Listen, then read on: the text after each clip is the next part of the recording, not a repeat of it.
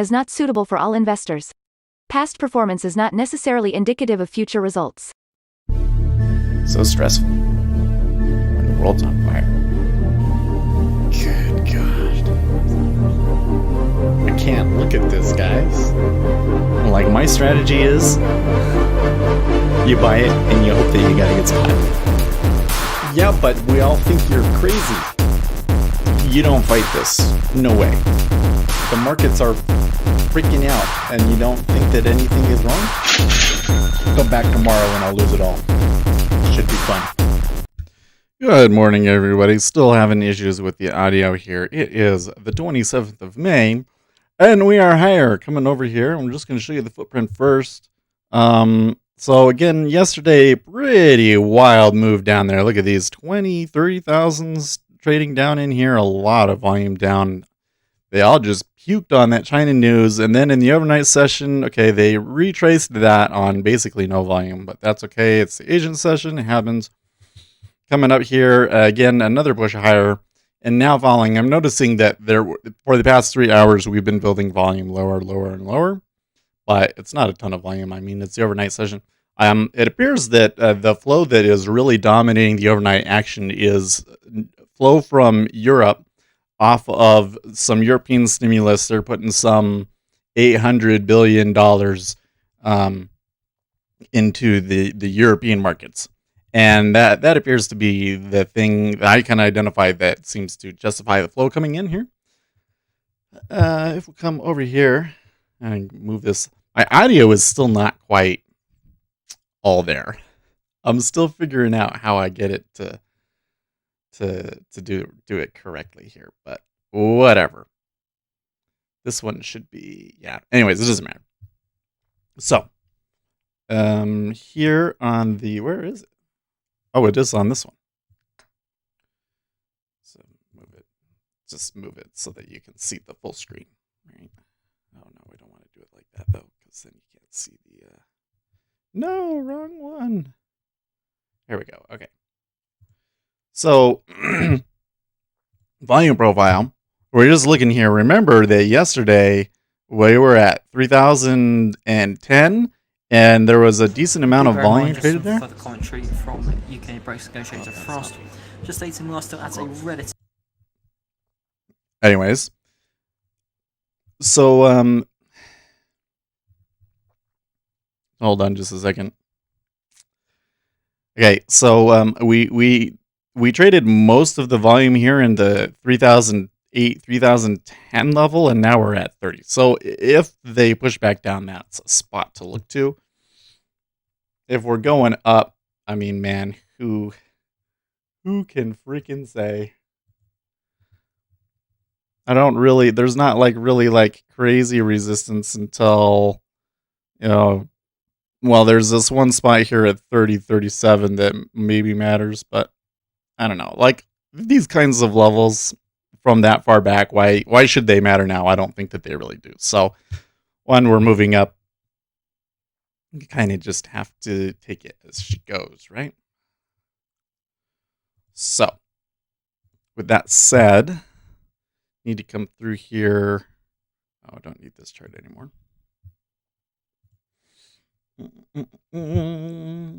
Ty says, good morning, good morning. Let's turn on the Texas speech and see if we got that right at least.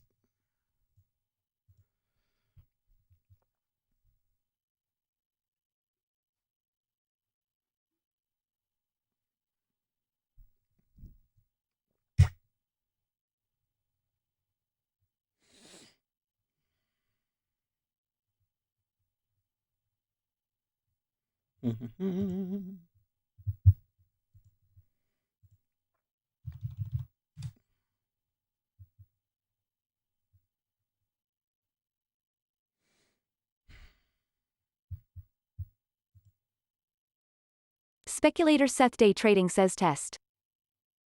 Cool. That's fine. Okay, well, I think I have this selected wrong. I think that this audio here, desktop audio 2, should be I don't know. I don't know what it should be. Anyways, I'm just gonna have to mess with it as she goes, because when volume's not coming out of it, it's hard for me to know what it's gonna do. Okay, so let's just make sure I'm not missing anything today. Okay, Red Book is on the Richmond Manufacturing Index. Okay, that is an important, fairly important number, and we also have the bill auctions today. Let's just check your Treasury Direct.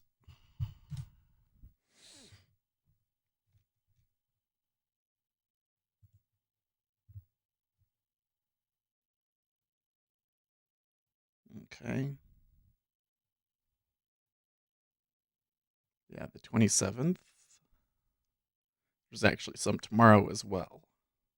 7-year tomorrow, for instance. There's a lot of bill auctions today, in fact. Oh, yes. We didn't check. I knew I was missing something. Treasuries. Below yesterday's levels, reverting a little bit.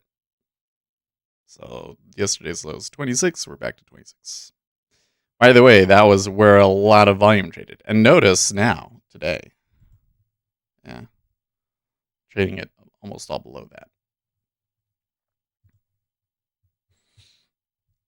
Well, the pressure is definitely down in the treasuries where it has been, but at the moment they're bid. So, and also, what about? Oh my gosh, what happened? What happened to my dollar?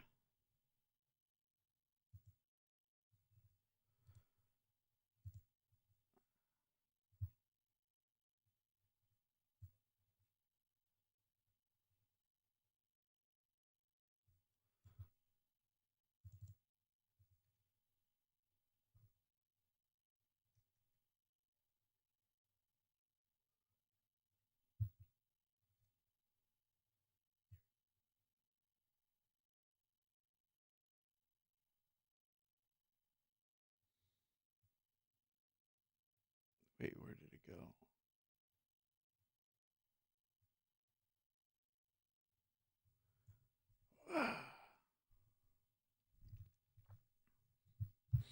My dollar index is gone, and it's like it's not there.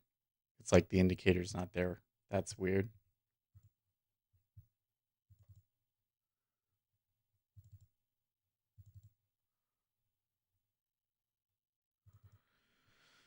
Okay, Canadian building permits coming out, negative 17, spot 1.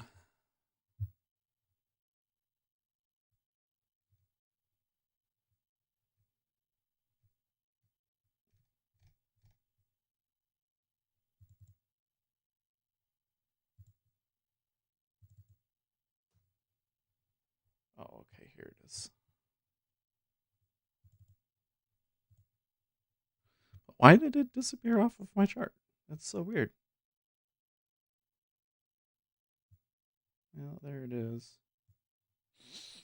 99. We're below 99 now. So this move up in stocks is probably very much dollar driven. Very much dollar driven. Europeans. Well, the thing that I don't understand. This is the thing that I was just looking at overnight.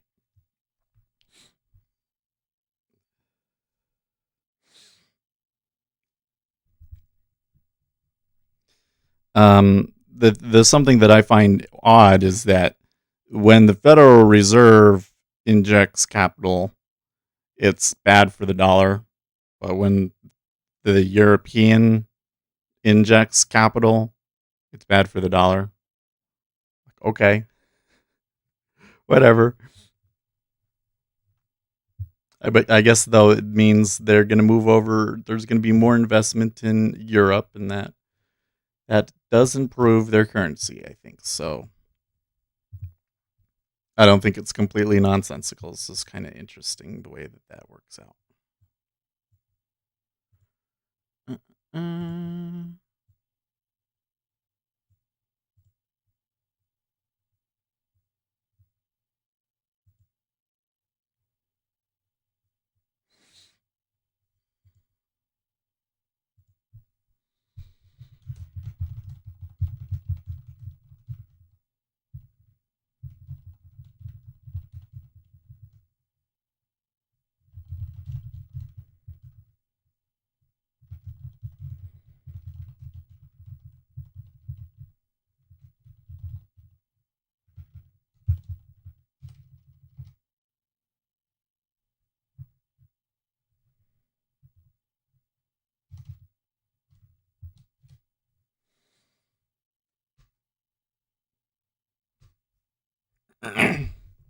My back is still just kind of a little iffy.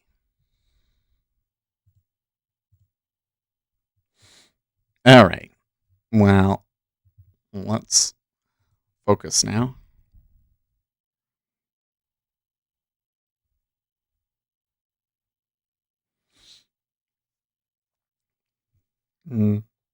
They are trading the hundreds in the ES in the pre-market, which that's not. They don't always do that.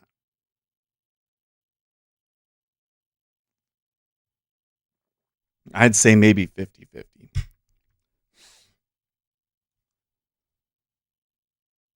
I've definitely seen periods where they only trade a few dozen at a time, at least.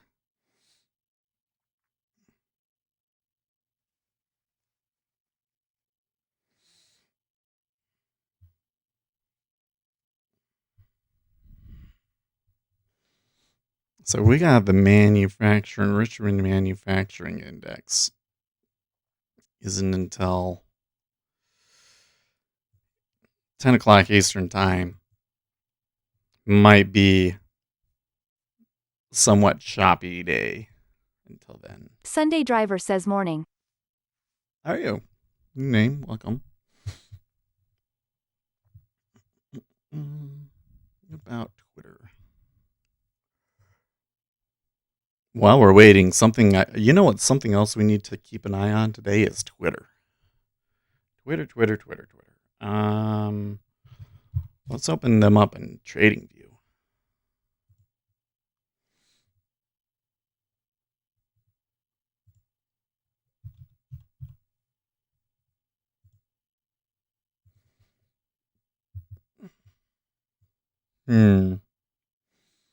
Okay, so Twitter closed yesterday at 34.02. So we will come back later after the market opens and see if they drop. So yesterday, what Twitter's been saying for a while, that they're going to start marking inaccurate tweets to show that they're misleading or inaccurate. And yesterday, Donald Trump was complaining about potential voter fraud, and they decided to mark that tweet. Now, I think there was always an intention that they were going to do that they were going to mark something that Donald Trump said as inaccurate, because they just don't like that he has so much power on their platform. I mean, we all know this, right? But that particular tweet, I was really quite shocked that was the one that they picked. I really am. Here's the thing. Donald Trump is saying that there is likely to be voter fraud. He thinks that mail-in voting increases voter fraud. Well, from the research that I've done, obviously known cases of voter fraud are quite unusual, but there is slightly more of them when it comes to mail-in voting. And there's also all of the vote harvesting that we know goes on in California that apparently had a pretty significant impact on some of the California elections, leading to some longtime Republican legislative people to get kicked out of their seats. So it happens. Is it going to happen this election? Well, it's possible. It's possible, but that is a judgment call, which is basically a prediction or an opinion. So when Donald Trump says, we shouldn't allow mail-in voting. Mark John says that's correct. Mail-in fraud is very, very, very low. It's a political issue. More mail-in equals higher Dem turnout. That's not necessarily true. That's not necessarily true. It depends. It depends on the location.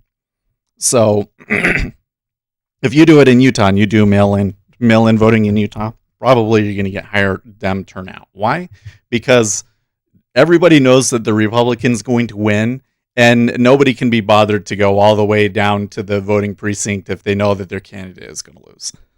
So it tends to increase the turnout of the losing party that's going to lose anyways, which can end up mattering in other races, though. Okay. Now, in a, what do we say, in a battleground state, will it lead to more Democrats or more Republicans? I don't know.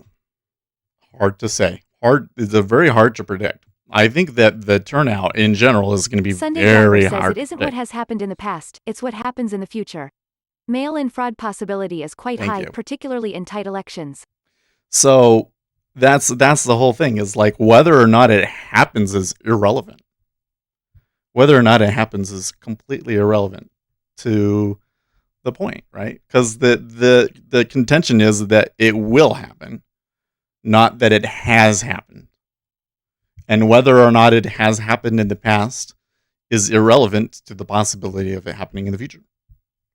This is an important thing for us to keep in mind if we're trading, right? But you could argue that's an argument that you can have, right? It's an opinion. They marked a tweet as inaccurate or misleading that is essentially an opinion. What does that mean? That means that that Twitter just made an editorial comment on the President of the United States tweet, and he is pissed. He is pissed. He is going to go after them. There's no way. Like, if there's anything you could do to piss him off, it would be that, because he loves the Twitter, right? So, I think they fucked up. I think it's going to hurt them. I don't know if the market is going to notice that, but I think that you're going to see potential regulator action off of it, because they're making an editorial comment on the president's tweet. How can you, this goes back into this whole thing that, like, are they a carrier or not? Well, they're a carrier, and then we say yes, but if they're censoring people on the platform, then that means that it's not editorial, or sorry, that it's that they're not a carrier, they're editorial. And now they've done something that is so explicitly editorial, because not only have they marked it as misleading, but they marked an opinion. They marked an opinion as misleading. I don't think it's going to work out for them. I think they're going to have to walk it back. But I don't think that people have noticed yet. So I'm interested to see if, I suspect that the market's not going to care. I suspect that the market's not going to care. Twitter's going to open up higher than 34, and then we see. But if it continues on, and we'll see what he does today. I don't know. This is one of those things, is you can kind of predict news, right? I guarantee you that today, can almost 100% promise you that today you will hear a news headline come over the wire about potential sanctions against China. It's going to happen. They're still talking about it. The administration says that we'll know what the actions will be before the end of the week. And there's also action coming in by Congress about the Uyghurs and all this sort of stuff. I don't know if I'm saying that right. Mark John says for the amount of bots and trolls they allowed in the last election, Twitter really does have an increasing responsibility to pursue truth and the dissemination of truth rather than opinion and lies. I don't think that if you're a carrier that you have any responsibility at all to police the truth or lack thereof of anything on your platform. Why is it? Explain this to me. I want a real answer. I'm not just arguing with you, right? I am very argumentative, though. But explain this to me. Why is the responsibility on Twitter and not on the person reading? We have a responsibility to vet the information that we're reading. You want people to just come in and take it? Here's my take on it. I think that many people in the media would like people to just blindly accept what they're saying, because they want the control over people to be able to control what they think. But they can't do that if a large portion of the information online is inaccurate, because then people have to vet the information themselves. And then if the media says something that's inaccurate, everybody goes, well, hold on, wait a second, because they're smart enough to see that. And that's what's happening right now. So a lot of Republicans are saying, oh, the things that you're saying are bullshit. So then they have to take it upon themselves to vet the information and make sure that everything is true so that people don't actually have to think.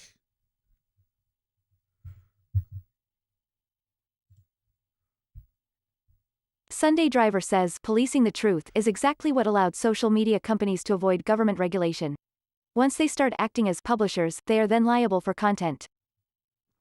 Well, they're acting like a publisher in that instance, no question about it. Whether or not that can actually lead to punitive action is another question entirely, but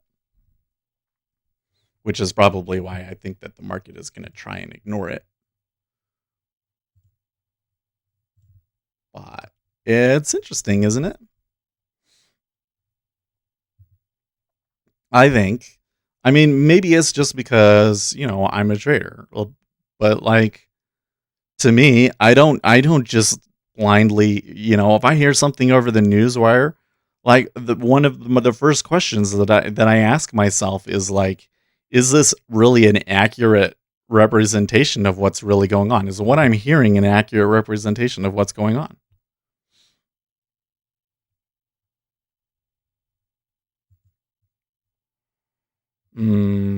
Brexit. UK negotiator Frost says on fisheries, member states decided in their wisdom that the common fisheries policy should apply after we have left. Need to turn this down here. Because when he starts speaking, it's really hard to think. If I'm quiet, I want it so if I'm quiet, I can hear him. But if I'm talking, I don't hear it. It doesn't affect me because then it's like hard to talk. Mark John says it's like being a parent to a child. You have to be genuine and honest. Plus, people don't fact check these days. They read the 2-second headline and then go spread it around the whole world. Well, yeah. I mean, this is another thing entirely, right? There's a real disconnect between generations on these sorts of things. My generation, at least let's not say my generation, but my friends, the people that I tend to know, they've been around the internet and they know that there's a lot of bullcrap on the internet, and they're always skeptical about something like that. If they see a chain letter on Facebook, their very first thought is, well, if it's a chain letter, then it's probably not true. Why are you sharing this stupid thing that, like, oh, if you put this message on your Facebook feed, then it allows you to keep your content or something? It's just like, are you even reading it? Some of the things that some people that will fall for is, but you know what? It's not everybody does the things that we do, right? Not everybody is CH trading every Trading day. says, hi, Seth, how is your morning? I am late to the show. We're What is doing your okay. analysis on the spy? Personally, I still believe this could be a fake breakup. But anything Probably can happen. not. What's your opinion? So just to go back to what I said at the beginning here, it appears that the overnight action was dominated by news of the Europeans putting some $800 billion legislated, just like the US did our $1 trillion stimulus, the Europeans are doing their stimulus, and apparently they had something that goes through, and the markets over in Europe were up on that. And so I believe that the move up in the E-mini today is related to the supply and demand factors on that. That doesn't mean that the China trade thing doesn't matter. It's just it doesn't matter as much as the inflows coming in during the European session. So we kind of have to wait and see. I'm going to bet, though, that the market is not really going to pay much heed to the China trade war thing unless another headline comes out that changes the situation. So you're kind of in a tough spot, right? Because the trend is up, but you know that there's a headline lurking out there that if you happen to be long during, you're going to get creamed. So what are you going to do? I don't know. I'm going to bet that most people just buy it anyways, or they wait for the news and buy the dip. Anyways, back to the Twitter thing. I think one of the most difficult cognitive biases for me personally to overcome is not understanding what other people know or don't know. Because I'm sitting here and I spend all of my time trying to understand what's going on in global markets and reading and stuff. And we trade every day, and critical thinking is like an important thing. And it's not just like something that you just like do, right? It's something that you have to develop the brain for. It's something that you have to do day in and day out. And when you have people that are in their 40s and have never had to apply those critical thinking skills in their lives, you know, and then you put them on Facebook and in a situation where the critical thinking skills would be useful, they're gonna fail miserably. And it's not because they're stupid, it's because they're not exercising those muscles, you know. So especially when you get with the older generation, man, some of the things they share online are really dumb. And especially in the trading community, like, no offense to anybody out there that trolls around in the Facebook groups. I do from time to time, although I kind of really question the utility of it, because most of the people there are not necessarily the type of people that I'm interested in having in the community, because just some of them are so stupid. I just can't even. I'm sorry. You want to know the sort of things like, what are opinions about trading that traders tend to have that could be detrimental to your trading? Go read the Facebook groups. What's Kevin got here? Kevin Wimmer says, just started my trading day and it is a nice feeling seeing the shorts get uncrushed once again during the after hours. Honestly, right now the overnight decides if a swing short is a god idea, lol. Kevin Wimmer says, honestly, it would be fun to have some Twitter messages of Trump being fact-checked, probably only easy ones like when he claimed USA tested more than the rest of the world combined, lol. 5 mil versus 15 mil. Yeah. Well, that one is kind of interesting, because they were like, when you were looking at like on a per capita basis, the US was the highest. And then they're like, well, nuh-uh. And then it was like 2 days later, and then they passed on all of the other metrics. That one is interesting just because it's constantly changing. This is another thing that's really funny to watch on social media, right? So like when this all came out, what were the estimates? Fauci said that if we do nothing, that probably millions of people will die because the hospital system will get overwhelmed. And if we don't, it'll probably be between 100 and 200,000 people. And what is the death toll in the United States right now? 100,000. I remember a month ago, so many people on the Donald, for instance, because I'm always watching that. I'm always watching Reddit. I try to watch both sides to see what they're thinking. But the conservatives were saying, oh, all of the estimates are wrong. And Fauci is wrong. And oh, what do you know? Is like spot on with his estimate so far. I mean, if we get to 300,000, then Fauci is wrong. And the risk is that he was too conservative in his estimate. And these people are already claiming success over something when it's like, dude, it's not over yet. We're not through it. You didn't even, they were saying this stuff before the wave, the peak of the wave even hit. So how can you even guess what it's going to be? How do you even guess what it's going to be? It's so funny. Sunday Driver says this is probably the world's biggest bear market rally in the history of modern stock market trading. Well, I do, yeah. So this is a hard thing. So here's something else I wanted to talk about today. This 3,000, man, when you get an even number like that is really hard for people to see past. Does the number 3,000 matter? No, really doesn't.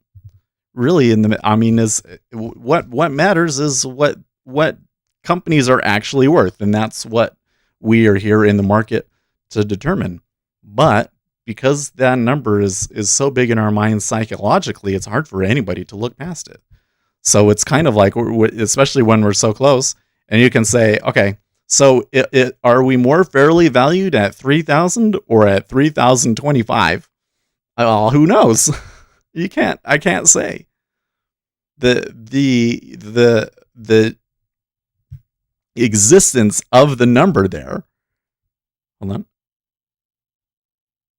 Oh, we're fine. The existence of the number there makes it more difficult for us to see what the guy that actually has a formula that's effective at predicting what companies are really worth.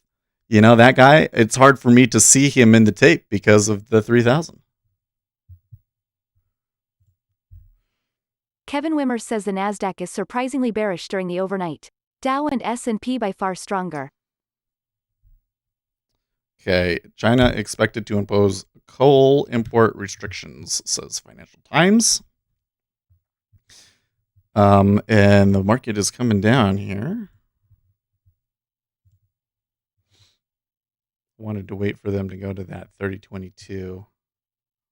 Ooh, okay.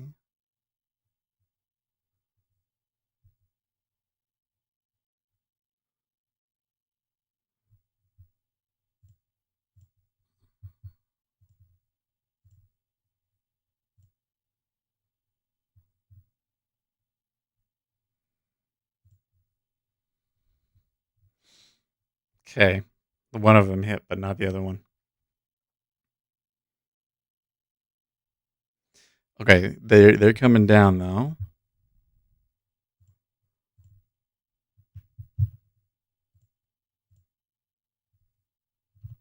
So coal restrictions, that's interesting because that would be like that would be an intentional move to try and hurt Donald Trump and his base.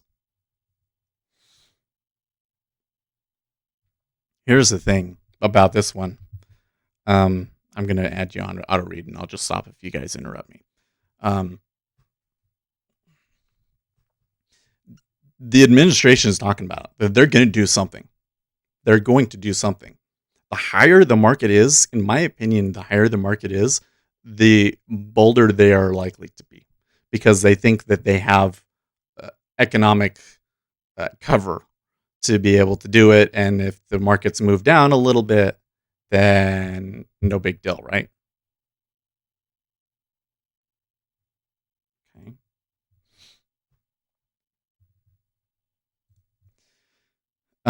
So there's that first thing, but then also if China try and make it personal. Kevin Wimmer says the crazy thing for me is not that the market is climbing, it is climbing without a second attempt at the low, and it didn't even come close to the lows.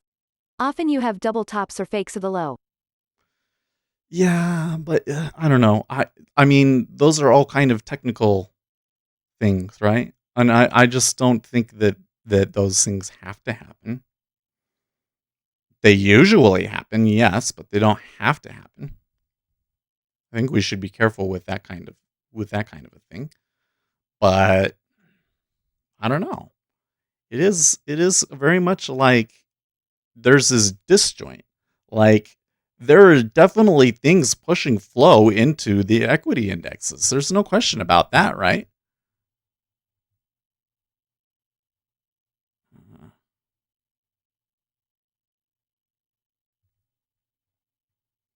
I think we could see through 3016, but I don't know how long it'll take to get there. They're probably going to pull back here a little bit.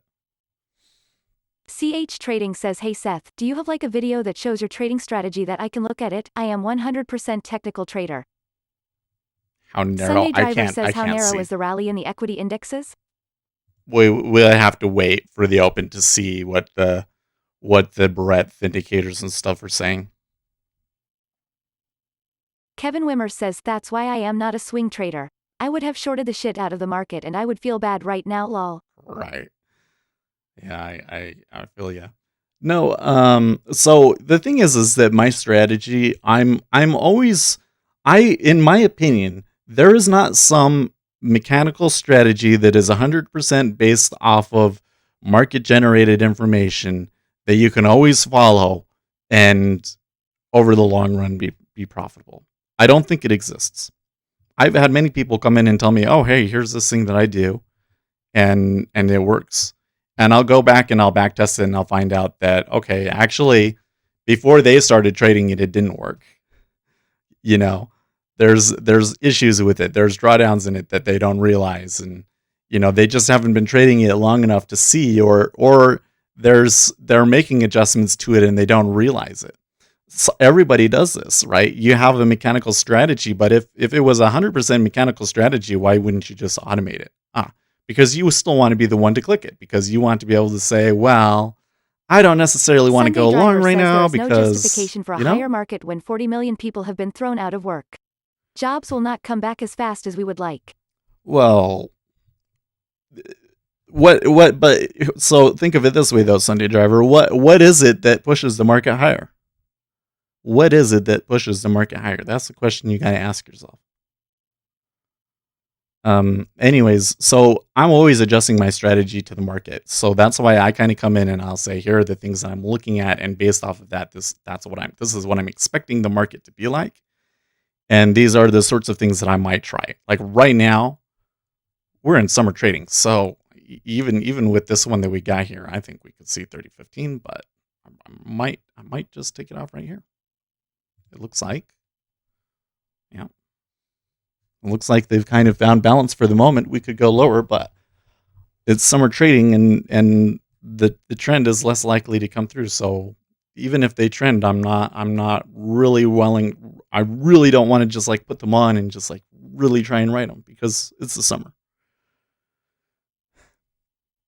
I'm still what pushes the stock market up? What pushes prices higher? Well, let's go back to the fundamentals. I really believe, especially if you're a new trader, that the things that are going to help you the most are the fundamentals, understanding how the market works and what's driving the markets, okay? You can put two types of orders. You can do limit orders and market orders. When you do a limit order, you go on the DOM there and you become one of those people waiting in queue. And if you do a market order, then you hit those people in the queue. If the number of buying market orders overwhelm the number of buying limit orders, then we move up. If the number of buying limit orders decreases, people pull their orders, and then, market orders come through, you're going to move up. Same on the way down. That's why we look and see how much is actually trading for them to come down there, right? Well, there's a little bit of volume trading at 30.18. So they've found some support. Temporarily, at least, right? This is why we look at this. It's not like it's necessarily predictive, but it does tell us something about the market and what it thinks about that price. There are people willing to buy it at 30.18. Okay, so if that's what drives the market, people buying, overcoming the supply, then there's a lot of things that matter beyond just the long-term perspective on the economy, isn't there? Right? Like, if a government is coming in and giving companies tons of money to use to support the market, and they're giving people money to buy stocks with, and people do it, they actually come in and buy stocks, and that's what they're doing, then it's going to go up. At least in the short term.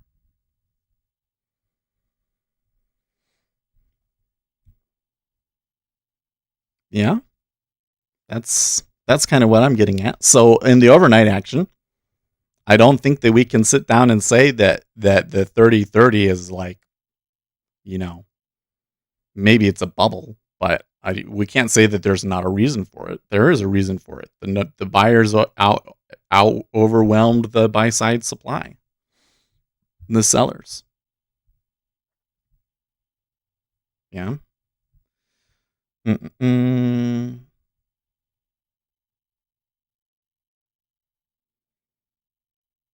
Unless Donald Trump decides to Japanify the good old USA. Somebody's saying this in Discord.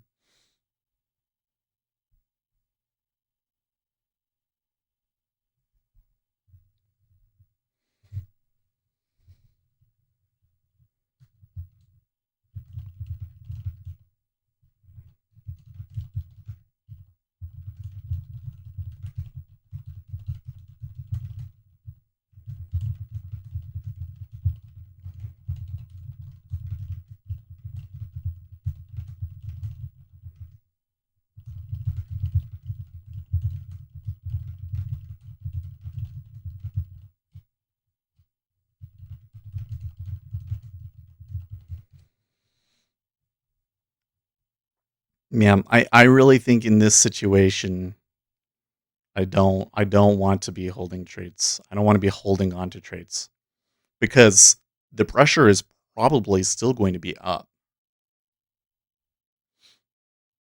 Like I could come in and I could say, well, I think that this could continue, that we could see 30.15, that we could see 30.12, and then the buying just continues, right? Or they buy the dip.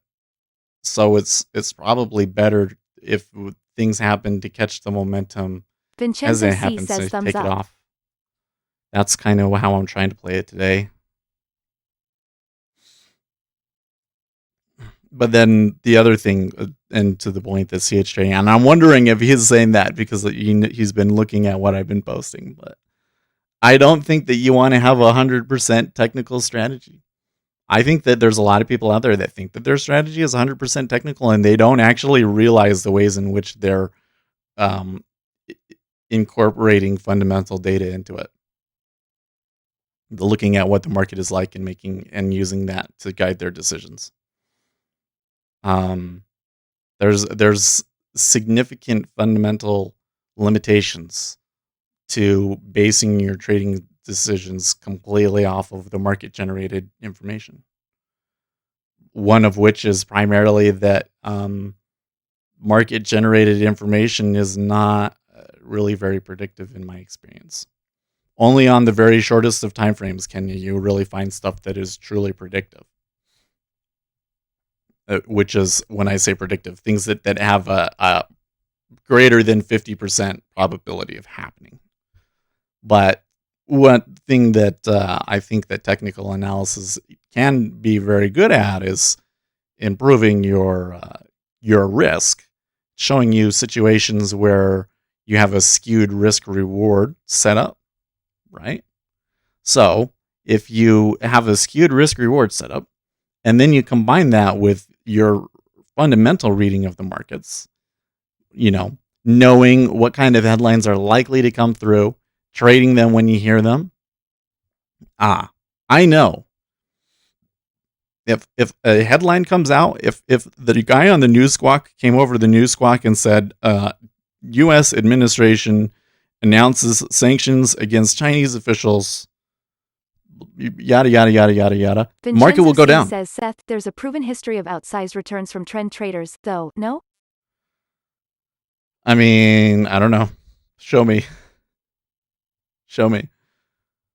Like, that's the thing. Show me somebody.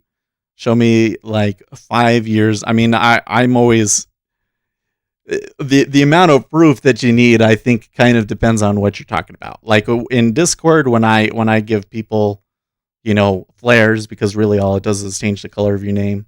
Somebody sends me a statement and it's a profitable statement for a month or whatever, then that's good.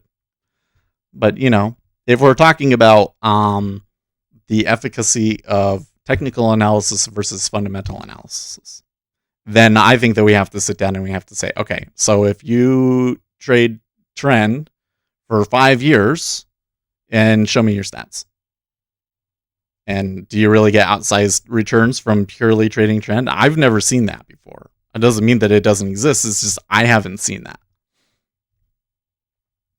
I don't see some ETF that is based purely off of a mechanical trend following strategy that consistently outperforms the market so well that everybody's like, screw index funds, I want to be in this momentum play thing. Doesn't exist, to my knowledge. Get what I mean?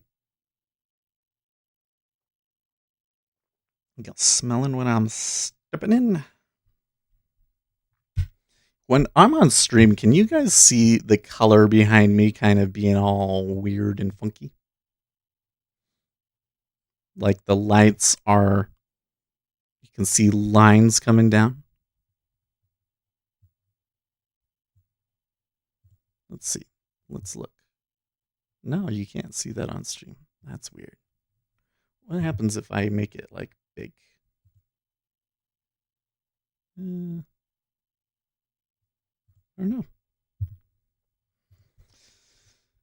Bot says yes. You can't see them. I think I probably need to adjust the camera a little bit on some things. I'm probably not. Let's see if I can change it. Bot says looks like a waterfall.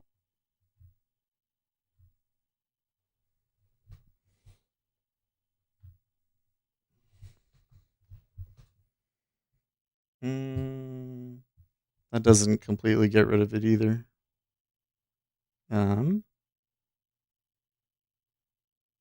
Make it big.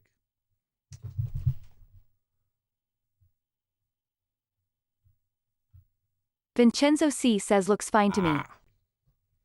Trader Josh says yeah. That's better. That's what it should be. I wish there are some things. I got the camera that I got and everything, but I could get like a full frame camera with a different lens and it would let more light in and it would look very different, but it is what it is.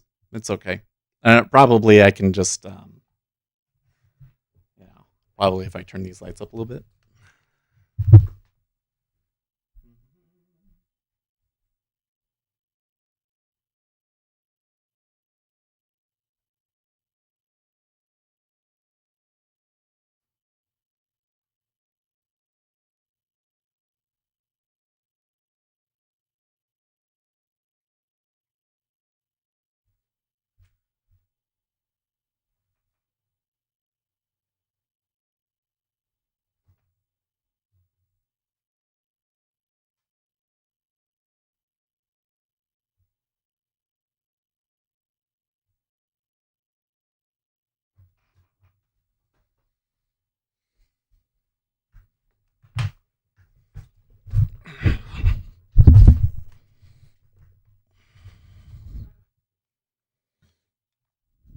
There. That's a little better. And then we can make me just a little brighter. RJ Wheel says you're saying that you estimate there's no trader that wins consistently just using tech, be it Elliott, oscillators, flow, etc., without regard to fundamental at all? Kevin Wimmer says maybe Jeff Gundlach and the other hedge fund shorting the market can stop the buyers! Yeah, Bot says it's just the cycles of the lights out of phase with the camera. You need one of John Ealer's filters. Yeah, maybe you're right. It could also be here in the sources, the way that I'm let's see here. It could be my deinterlacing. Let's see if I change it. There you go. Blend is a little bit better.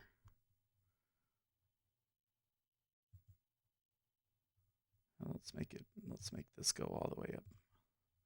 We're fixing the stream live. Hey, no, that made a big difference.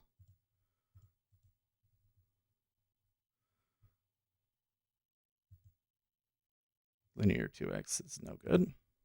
Bot says it's actually better now, whatever you did when you got up. What about the Yadif? CH Trading says I agree with you. I want to get good on both technical and fundamental, put them together. I have to work on the fundamental more. There. We use blend. That makes it a little. Oh, that's no good. No, we can't have that. We can't do that one. That's better. Okay, we use that one.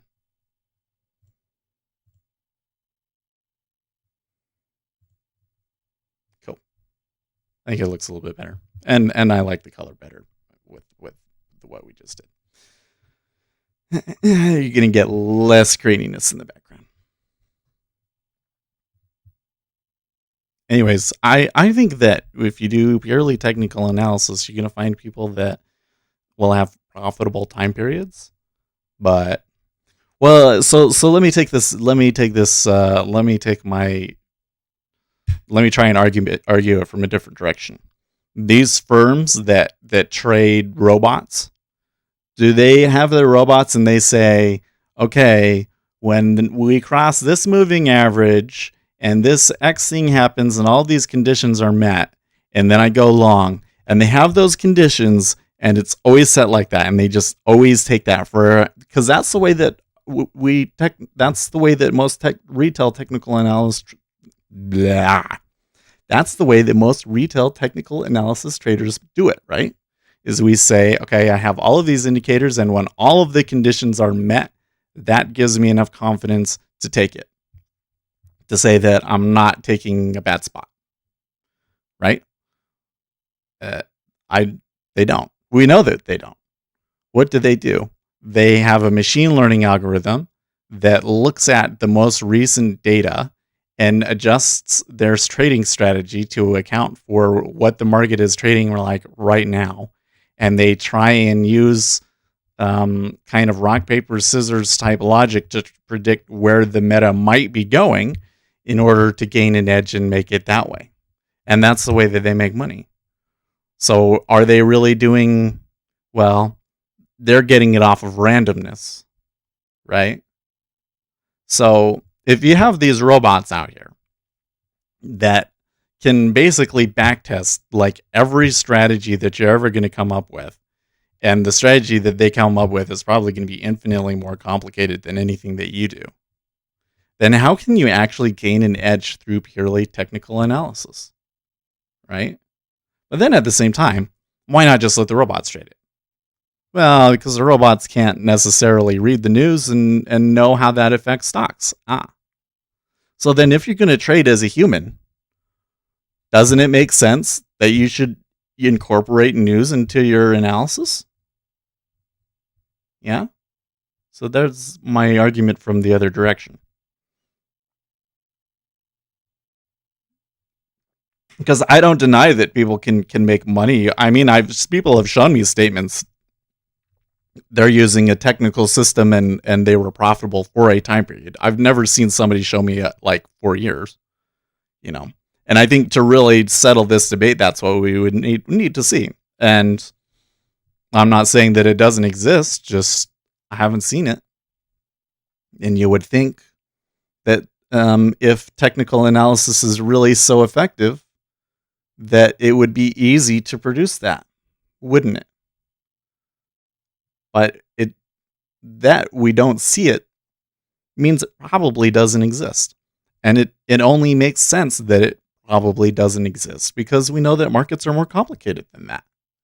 People are going to go, we know that trading is more complicated than that. We know that people are going to have periods of profitability and they're going to have drawdowns and things like that. Yeah.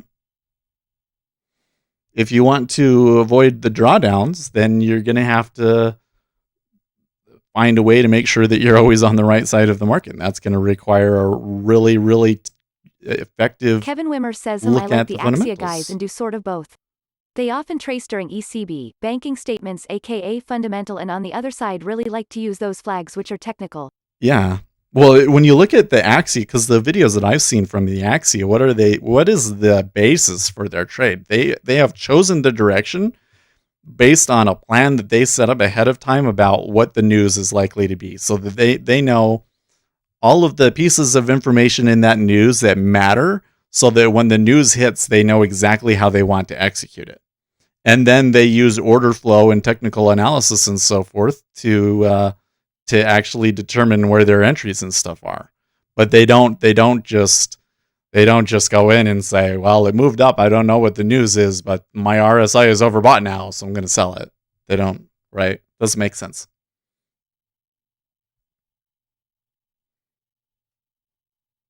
Fauci on CNBC right now, apparently. Talking about a vaccine, but I don't think that the markets really cares at the moment.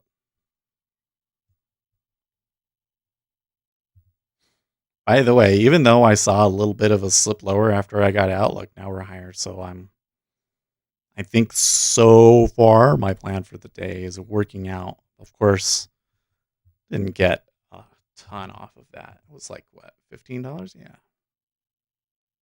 Well, we could just be happy with that. I don't know.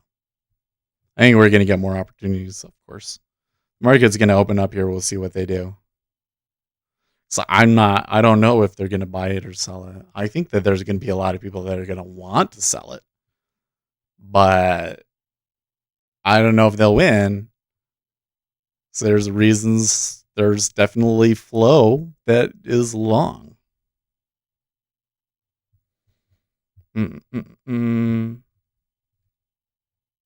NASDAQ at 3-month high. Kevin Wimmer says I know what Jeff Gundlach is gonna do. Our Lord and Savior. I wonder, I mean, he hasn't said anything about his shorts. But the thing is we don't know how he does his shorts. Maybe he went short specific names and he's still doing, for all we know, he's doing fine.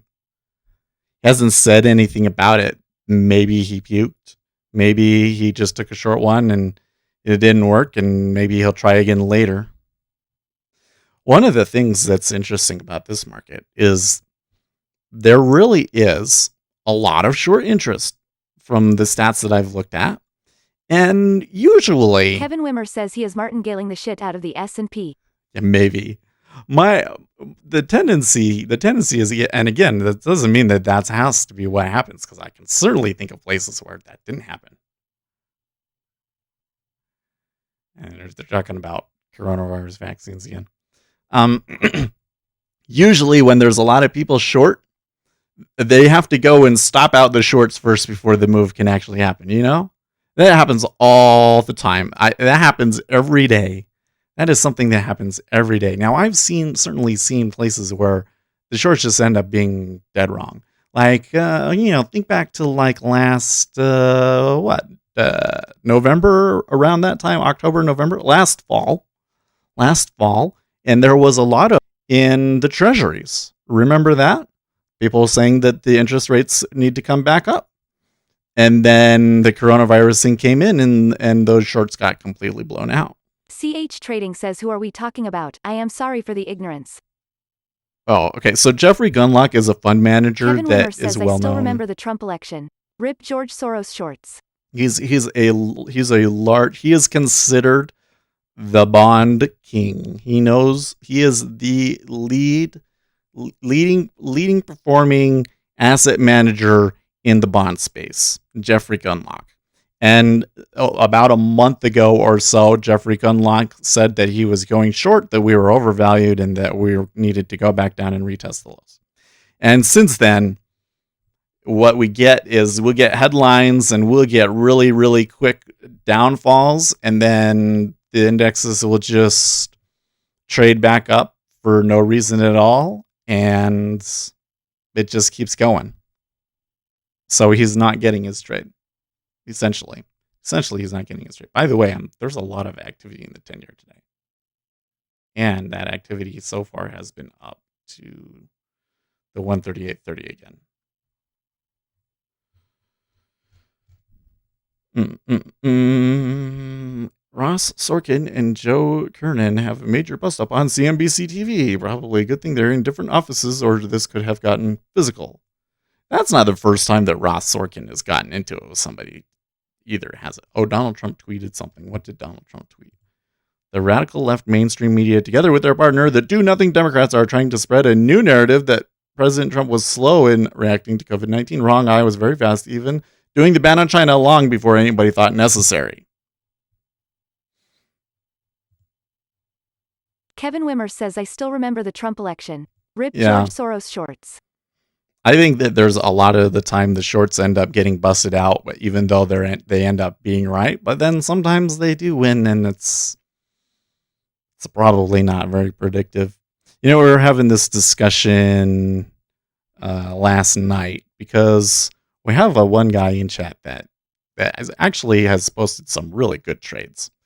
And he's using mostly technical analysis.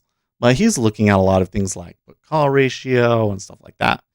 We have another guy, Rich, who has shown me statements, and he tends to post pretty good trades too, although the thing with Rich is that he's doing longer-term trades. So his view is maybe not as useful for those of you that are trying to day trade, right? Rich says, well, none of those things are predictive. Well, there's probably not very many things that are predictive by his definition, because his definition is that what's going to happen. Kevin Wimmer says one guy can go short, the other long, and both can make money. It's true. I'm going to guess, though, that because Jeffrey Gundlach said this a month ago and the market has only gone up, that he probably lost money.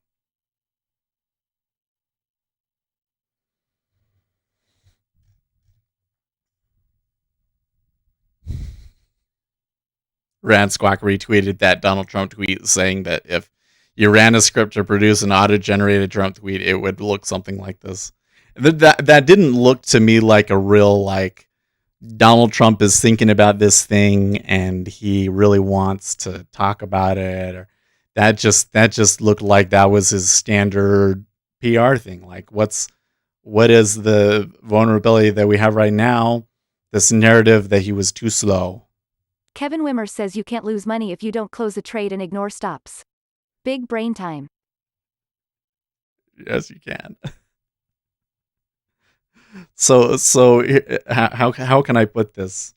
Everybody has a stop that they might not realize is there, but there is always a stop because of your broker.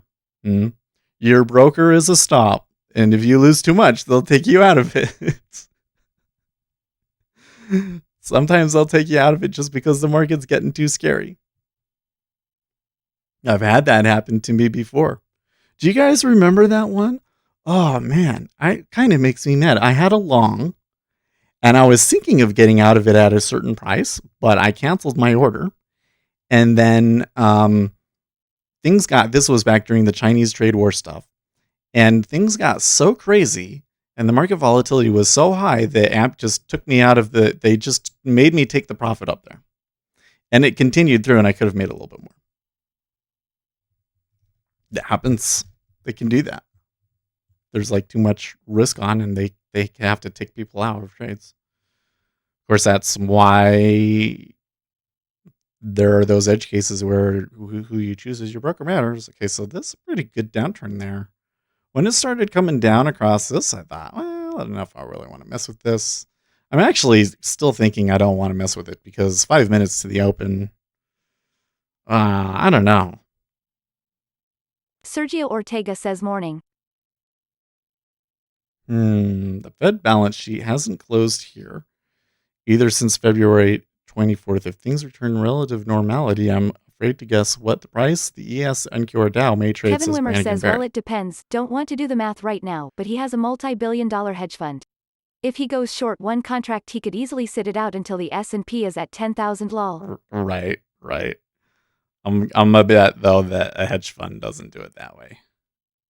Probably what he does is he looks at companies and he says which companies are the ones that are the most overpriced and have the most negative outlook, and he goes short those. So it's possible, however unlikely, that you could still make money from being short.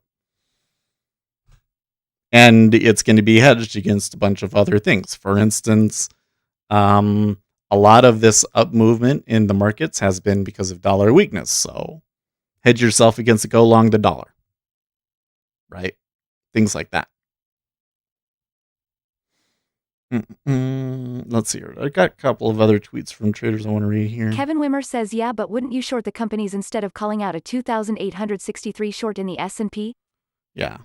He's probably not doing it just with outright futures like we do, right? They're hedge funds. They're way more sophisticated. Anthony Crudelli says, I learned long ago it's less important to be smart and know everything that's going on with fundamentals and macro to make money. It's more important to have an open mind and imagination that anything's possible, allow things to be what they are, and let markets prove to you what they want to do.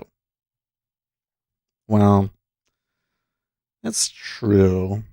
The thing is that I find interesting is that I don't sit down. You would think that if it's really fundamentals is like you just only wanted to trade on fundamentals, then you would look at a piece of news, and when it comes out, you would want to get into it as soon as possible. And then if it goes against you, you just write it out on the belief that eventually they're going to go your way based on the fundamentals.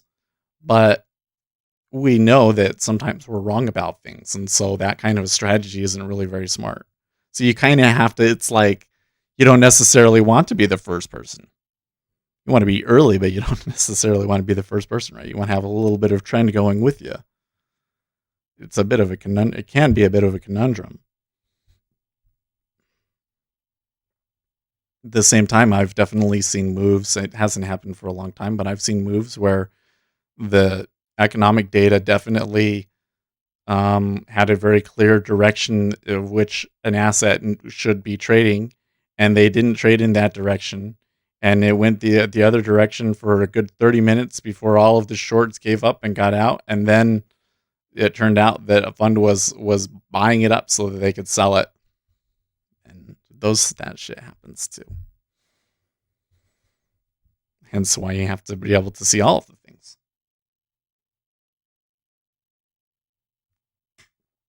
And that's another thing, is that I don't look at Kevin technical Wimmer analysis. says, well, the things about fundamentals and news is what if they're already priced in? Everything is expected. You go long and it goes short because of profit taking or something. Yeah, if it's expected. But that should be a part of your analysis, right? Is that what's the news and how will it affect aggregate supply and demand at this moment? Which means that you have to understand what they were expecting the news to be, what the news actually was, what people were positioned before going into it, and therefore how that's going to affect people's positions. Well, yeah, I don't think that technical analysis is bunk. I just think that you're unlikely to be profitable using only that.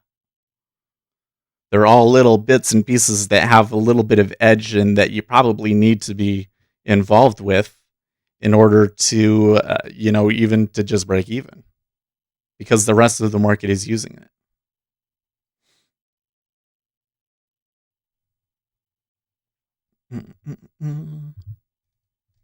Does that make sense? If there's something that has edge, but the whole market knows it, then it doesn't necessarily give you edge, right? But that doesn't mean that you don't need to know it. I think that that's an assumption that people make, as they say, well, if everybody knows it doesn't have edge, then I can just ignore it. But that's not the case. Really, in that case, it makes it even more important to know about. Okay, here's the open.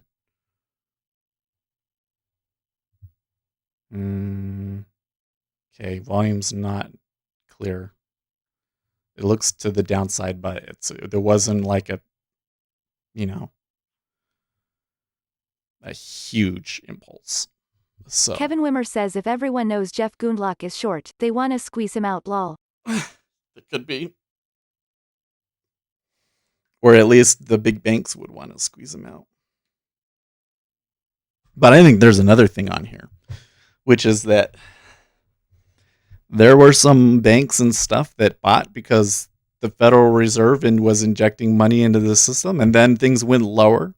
So there's some banks that are, only just now coming into like their break-even point, right?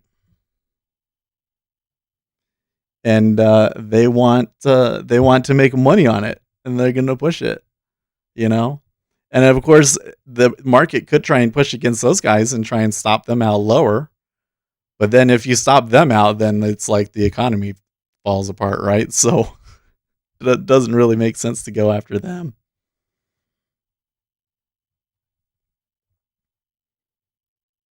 Yeah, okay, so Williams is speaking on Bloomberg right now. So and that combined with the open kind of makes things a little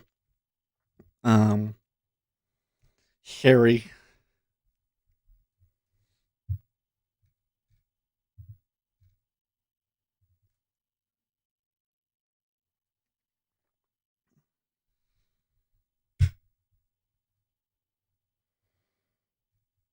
Mortgage demand from home buyers shows quick recovery.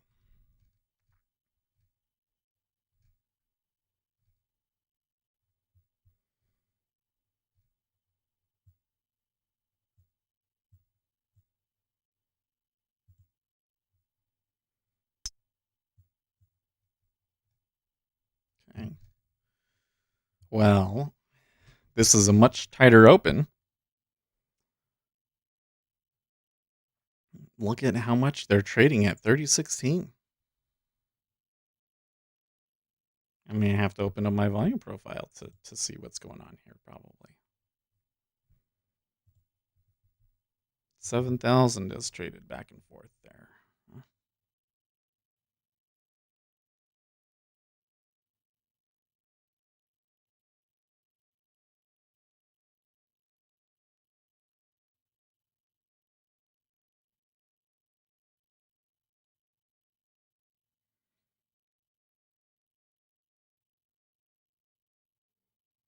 Okay, well, they pushed down a little bit.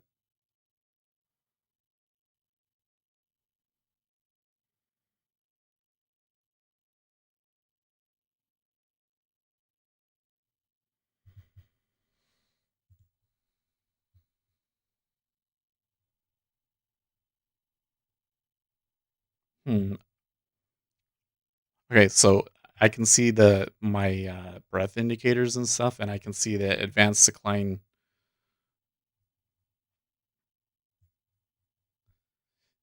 Breadth indicators, volume indicators are all below yesterday, but not significantly down. Up volume versus down volume is slightly positive. In fact, breadth is just like advanced minus declines is kind of a little bit lower, but okay. So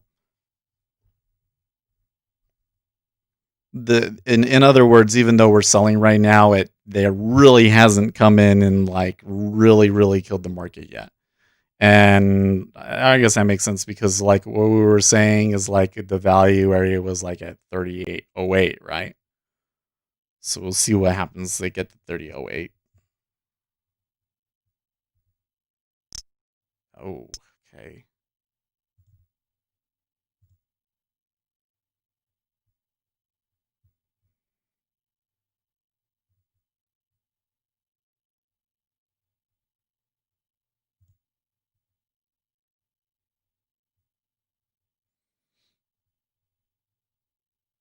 Mm,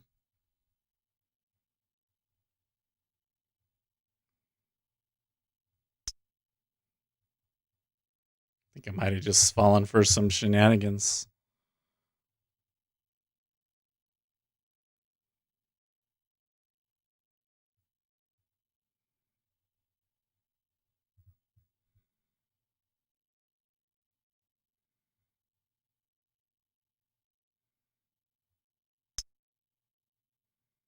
That was a real sweep, but they cleared back through it. I should have paid more attention to where it started from because I could have been getting in right here. That would have been a much better. Now it might not turn out, you know.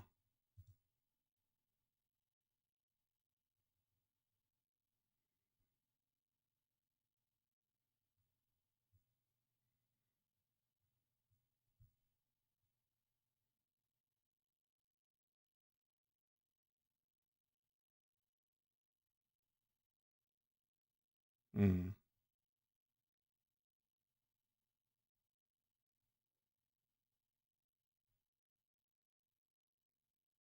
There's a bit of volume fighting there, but I don't think that they're gonna hold it yet.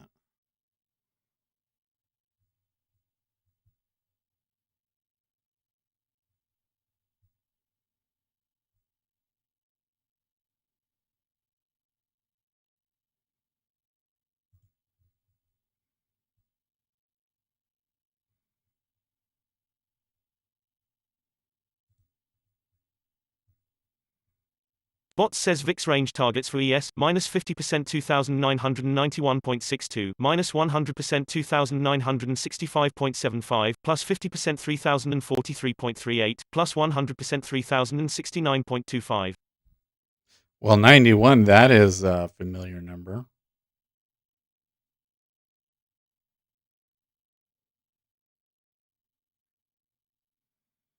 Mm.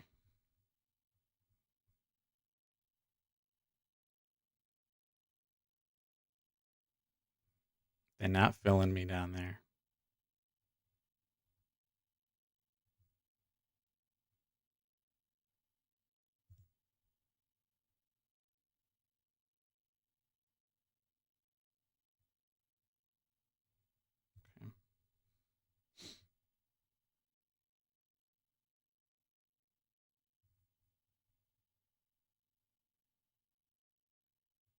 Bot says ES prior RTH close 2994.50. Oh, man, really? Okay. Let's just. I'm a little nervous here. Watch I get out of there and go lower. There's just a little bit too much absorption there.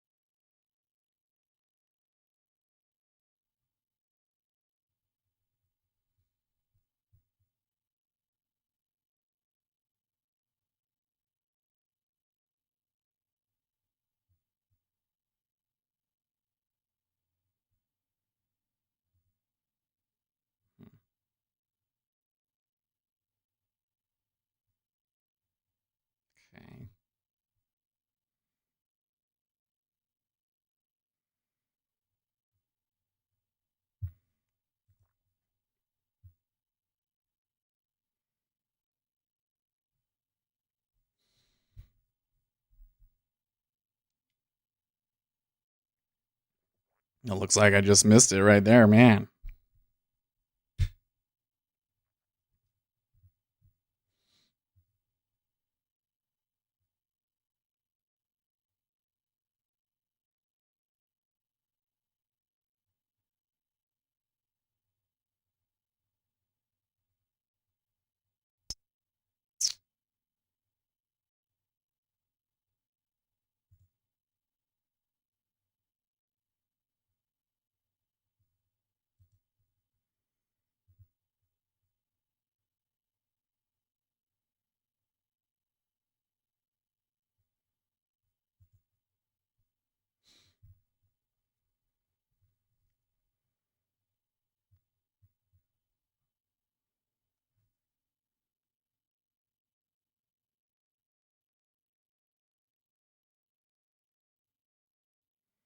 It looks like there's quite a bit of dip buying here. Like we're down to 3009.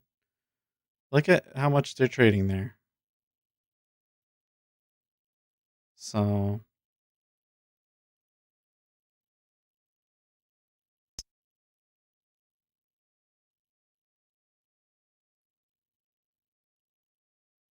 Kevin Wimmer says if this keeps going, this is going to be the highest volume open 15-minute candle we had in a longer time. Yesterday was already above average.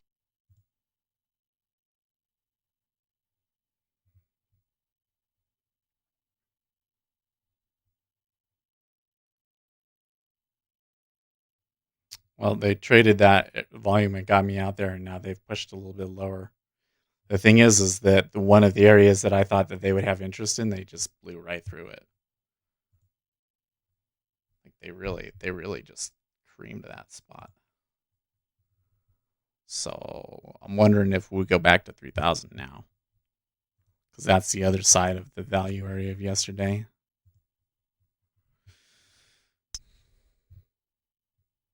Mm-hmm.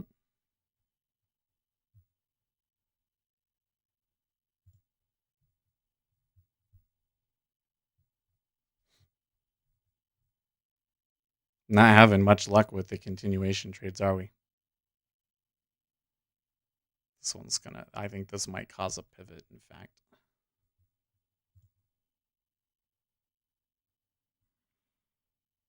Darn it.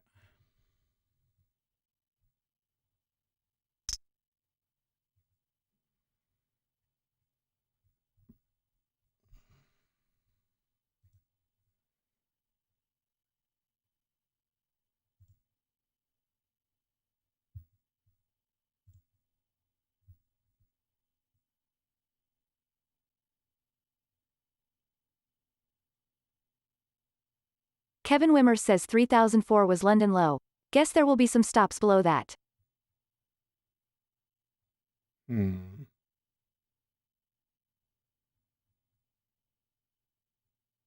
That's good to know.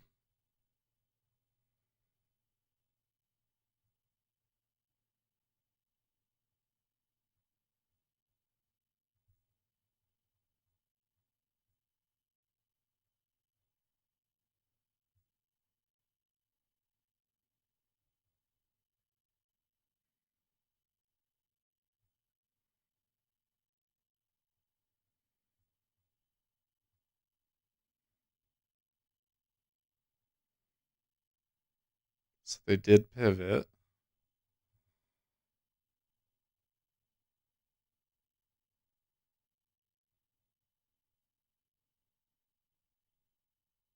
Thing is, that was good selling on the open, but did they really do that much damage to it? Not really. Doesn't mean that they're not going to come back down and hit that low again. I mean, that's one of the things I've noticed is that if they make a pivot like that, like they just did, they trade up and then they go back and they hit the pivot again, then things tend to be a lot more zany.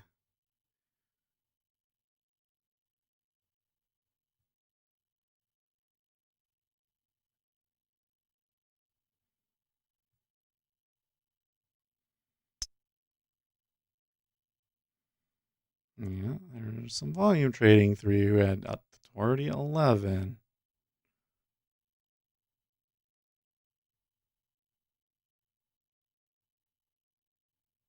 I think I got the call there right, but my price might just be too far.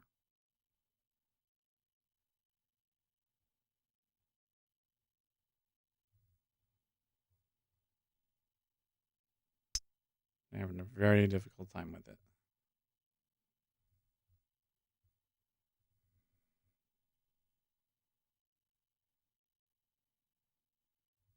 It's a lot of volume trading there, though.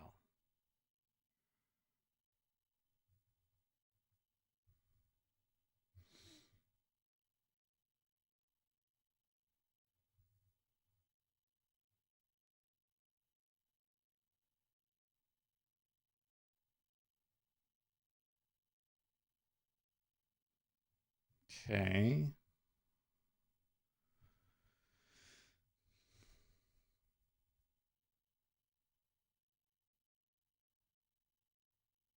Well, sellers were trying hard down there, but they didn't. They didn't break it.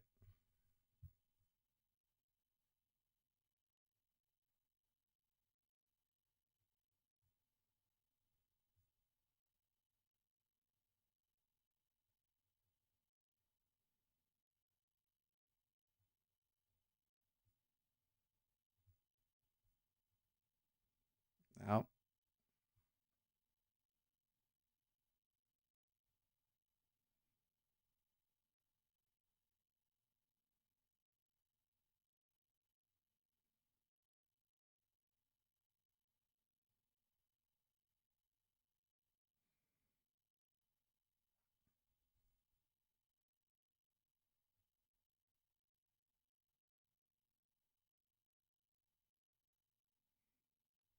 This is definitely going longer than I'm comfortable with.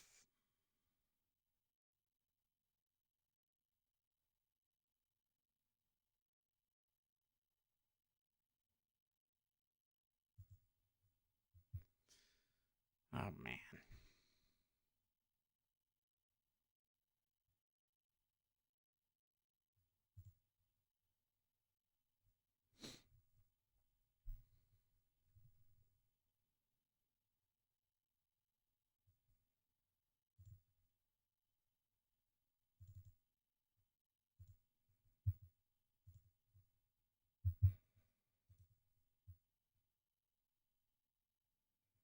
Oh, they're gonna.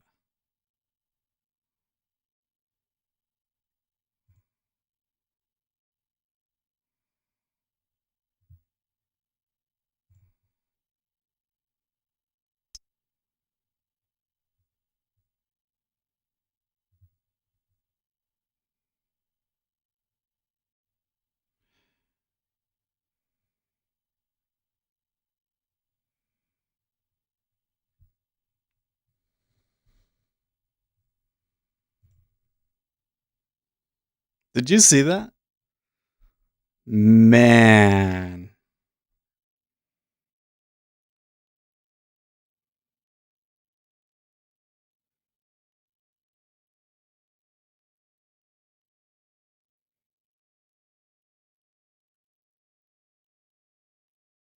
Fighting my spots hard. Yeah, of course.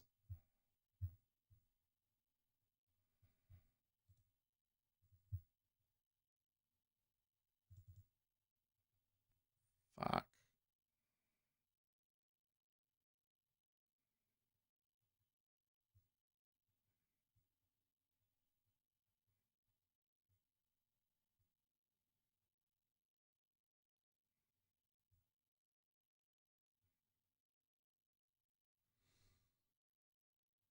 Hmm.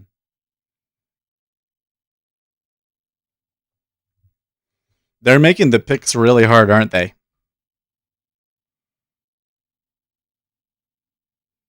I think the way the volume is going, they can go lower, but they're just making the picks really hard. Well, okay, that one finally went.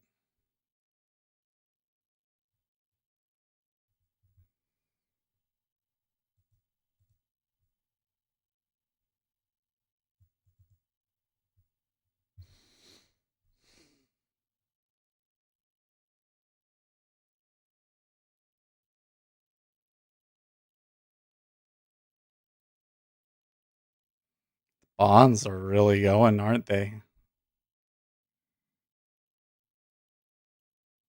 So what we should have done is just played it on the bonds. That would have been a much easier trade.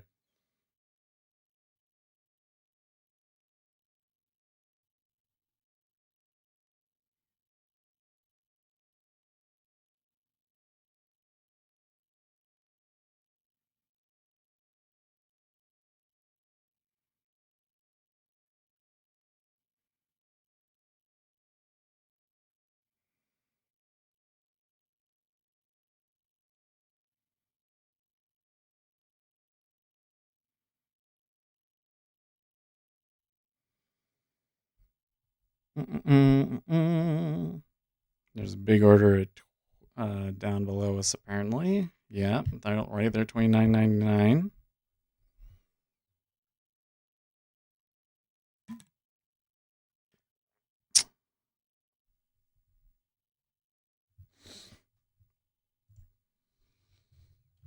Kevin Wimmer says or short the crazy NQ lol.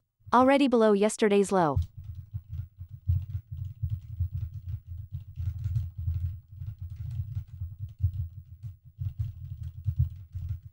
Guido Sledden says pivot coming up.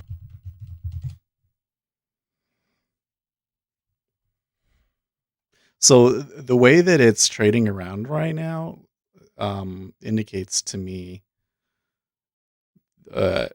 much more risk-off environment with probably a lot of buy the dip players trying to come in and buying it and not getting it this time, because it was so hard to pick an order flow spot where you could hold it. I think we finally caught one, but it took a lot of messing around, didn't it? So I think that we could see below 3,000 for sure. There's going to be some stops down. I mean, look, there's that big order at $29.99. I think they're likely to go fill him, and you could see stops below that.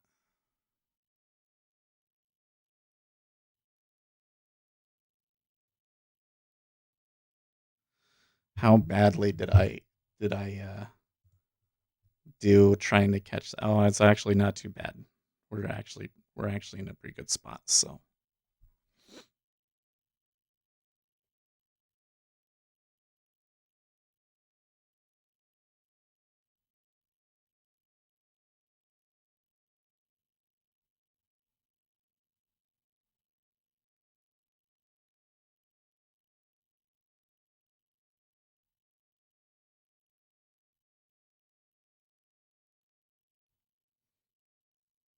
okay, there's some stops.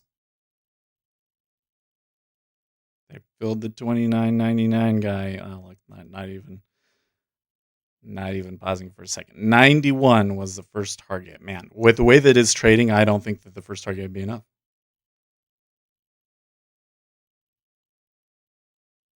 What's this right here? Goldman Sachs on Bitcoin. Cryptocurrencies, including Bitcoin, are not an asset class, do not generate cash flow like bonds, do not generate any earnings through exposure to global economic growth, do not provide consistent diversification benefits given their unstable correlations, do not dampen volatility given historical volatility of 76%, do not show evidence of hedging inflation. We believe that security whose appreciation is primarily dependent on whether someone else is willing to pay a higher price for it is not a suitable investment for our clients. We also believe that while hedge funds may find trading cryptocurrencies appealing because of their high volatility, that allure does not constitute a viable investment rationale. Well, okay, so they're wrong because even though they don't generate earnings through exposure to global economic growth, there is more likely to be buyers than sellers when you're experiencing global economic growth, assuming that it gets used. Now, that's a problem with Bitcoin, but not necessarily with other cryptocurrencies. And yeah, look at them go.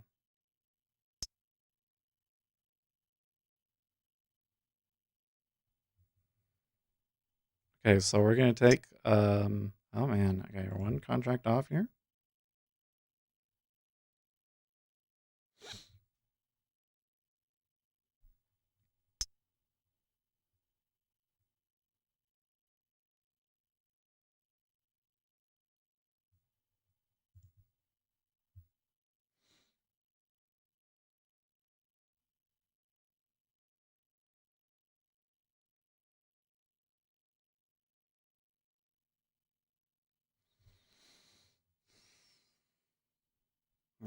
Signal to go.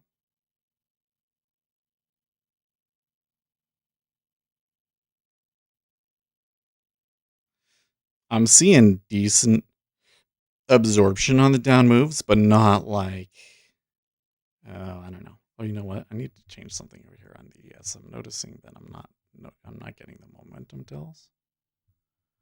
I would like the momentum tells. Thank you. That's better.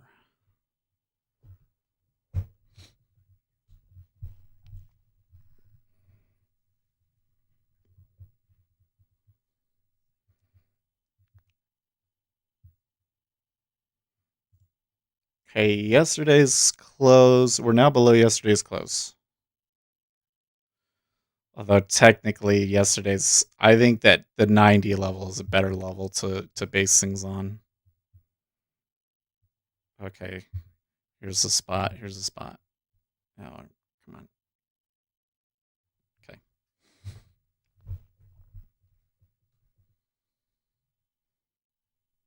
Kevin Wimmer says this is too volatile for me, TBH. Yeah. You know, this is what's really something interesting about summer trading that I find so incredibly frustrating, Kevin, is that it tends to be slow, but then you'll get moves. You'll get moves. Sometimes we have really active summers, but it's still different behavior. It just becomes like more volatile and difficult to pick spots because there's not a lot of liquidity. But you know what? Retrade it sim, it's fine.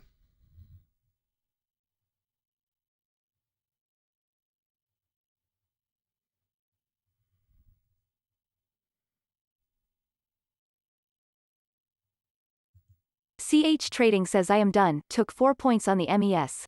That's I good think job. I am done for today.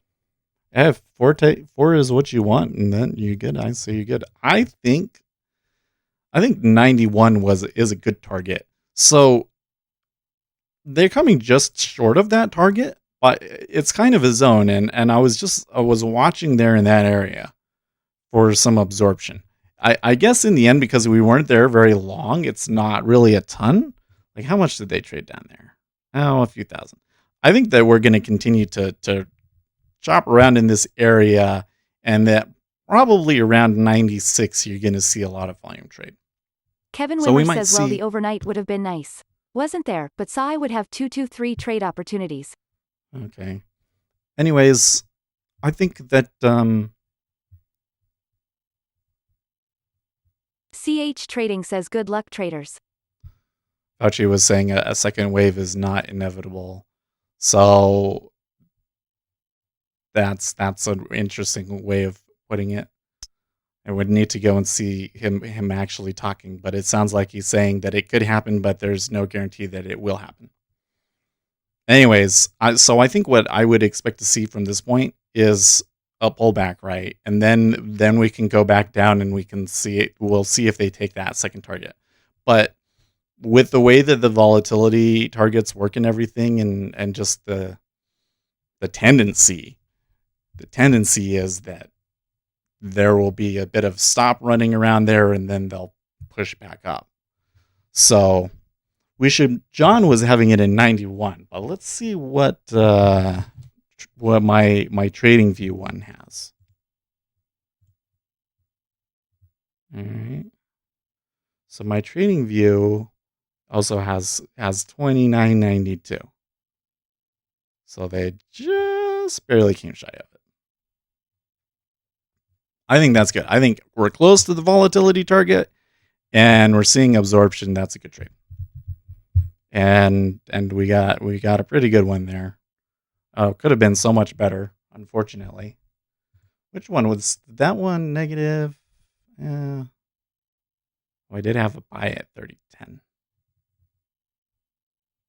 If I had just held my initial sell at 3021. But I think that they did come back on me there. Hold on. 3021. I actually think that might have been. Oh, and when did I take it? Was it before the open? Oh, yeah, that was way before the open. That was at 7.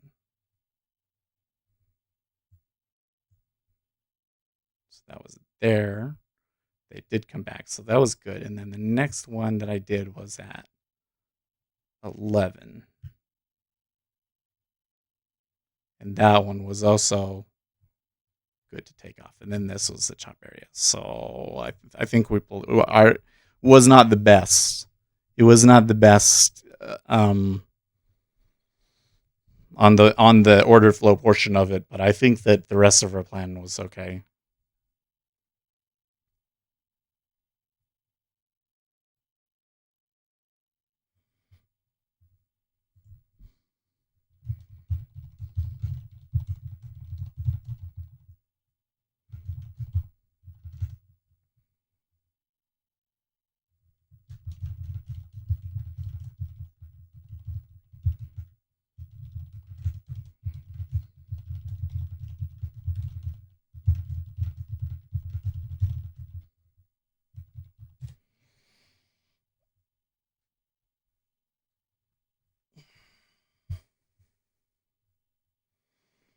There was something else we were talking about, but I wanted to comment on, but I forget what it was. Oh, okay, so here, Richmond Manufacturing Index, negative 27 versus previous negative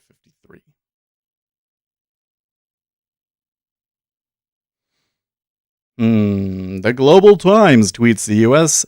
now has the least competent and most corrupt government in its history. Well, that's definitely not true. The most corrupt. Current U.S. leadership's approach is focused on shifting blame onto others is clearly counterproductive, but at the moment there's no sign that it will soon be corrected. Yeah, okay.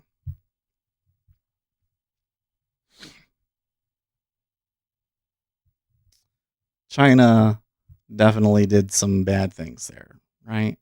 And the whole Hong Kong, it's really a distraction, right? The real issue here is that there was one nation, two systems was promised with Hong Kong, and China is reneging on that promise and undermining the freedoms of people in Hong Kong, and the Western world isn't going to stand for that.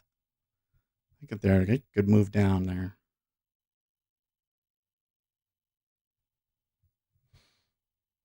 That one was an outside bar push lower.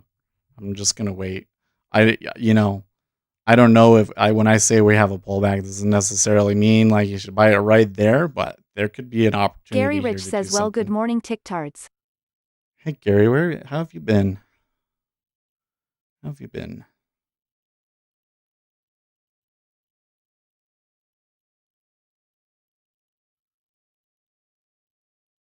Yeah, I'm seeing a lot of volume down in here. I think we need to really hold out our footprint here.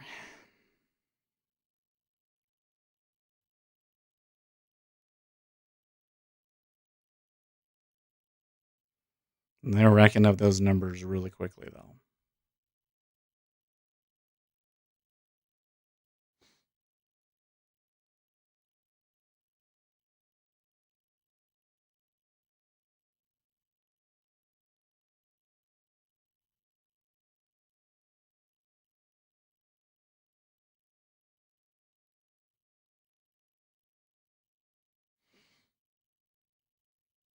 Japan approves 117 trillion. Wait, that can't be right.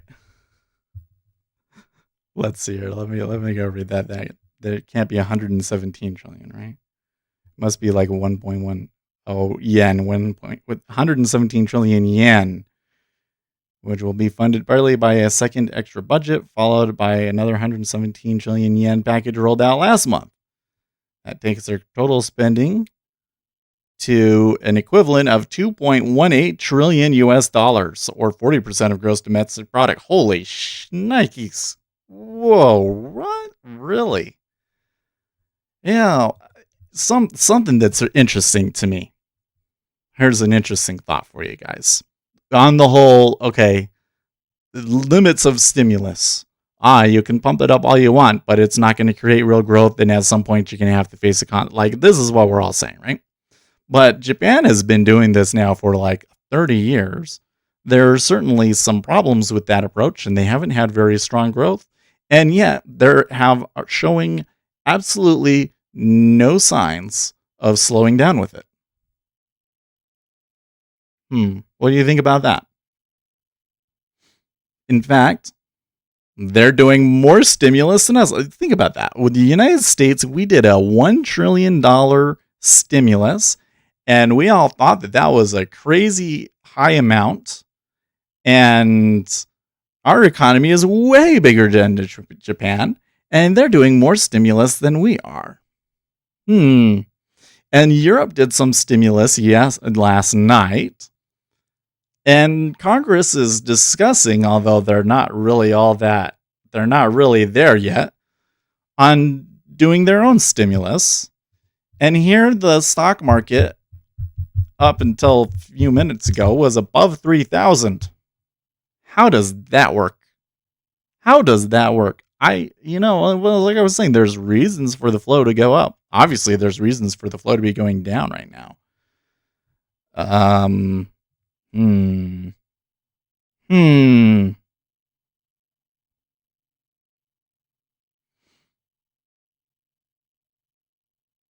Gary Rich says, well, duh.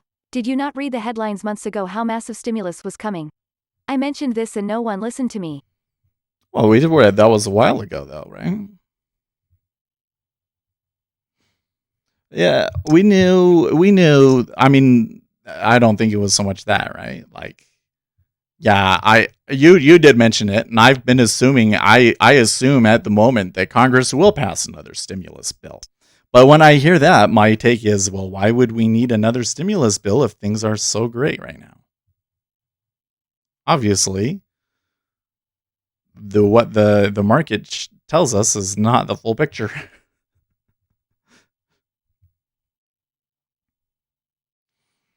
and it's a tough, like, for a day trading. How do you play that out, right? Like, okay, the stimulus money is coming in. There's going to be inflows into markets that can temporarily move things up. How long does that happen for? What is the real earnings of companies going to be next quarter? And, where should they be fairly valued, and when would you take it? It's all kind of like different time frames kind of contradict each other. Up until now, where now this China trade war stuff really does, the market really seem to be rejecting 3,000, in my opinion. Hold on.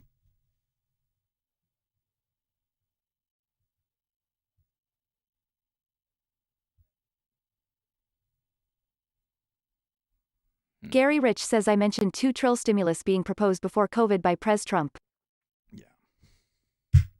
Well, remember back when Congress was passing it, and I said, hey, the market is going to go down until they get their stimulus. Once they get their stimulus, it'll just be up. But until they get it, they're going to throw a fit. That's exactly what happened. I wouldn't be surprised if when Congress starts getting close again, if they start playing those sorts of games, that they'll do it again, that the market will start throwing a fit and go down big time. Happens every freaking time.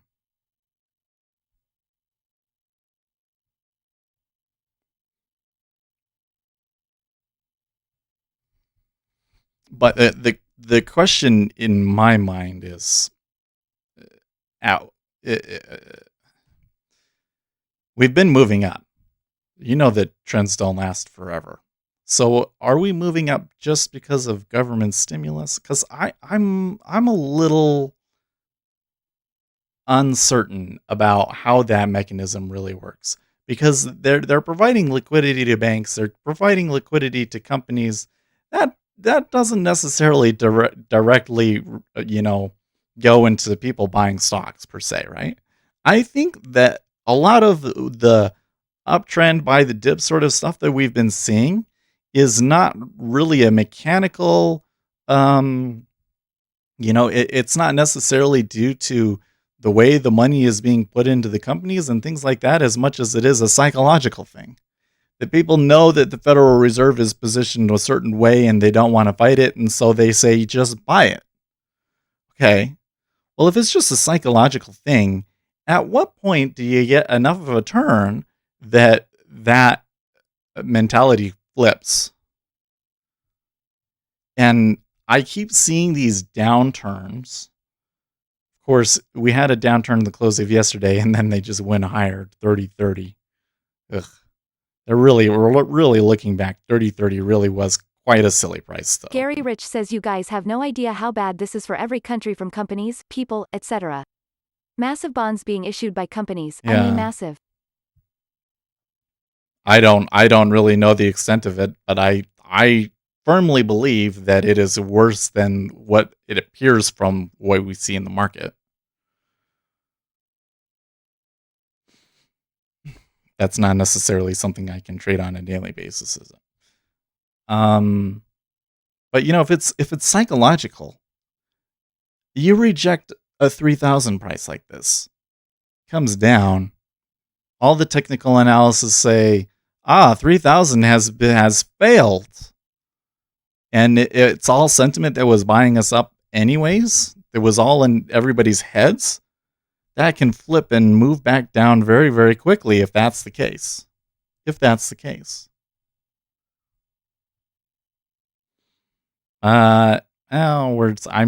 didn't get below 29.90, but that sell was pretty strong. We can't just ignore that. Like if we end the day higher, or tomorrow we end up retracing it and moving higher, and there's a really good possibility that that's what happens, I'm going to be sitting here saying that it's bullshit, right?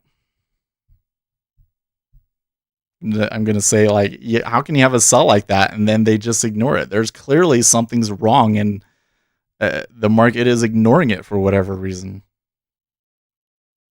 You know what? The other thing that's interesting is that the thing that really started it seemed to be when the headline came out that China was putting restrictions on coal.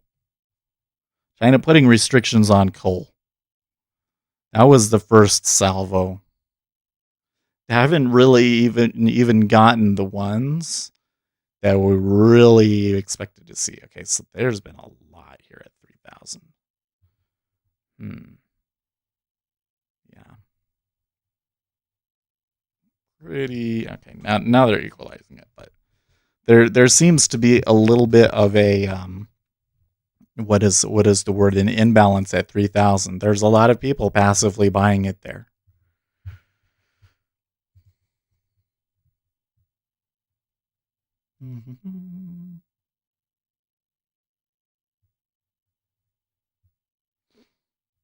Now that puts us at -7. What was the lowest that we got yesterday? I'm going to post something in our Facebook groups. That's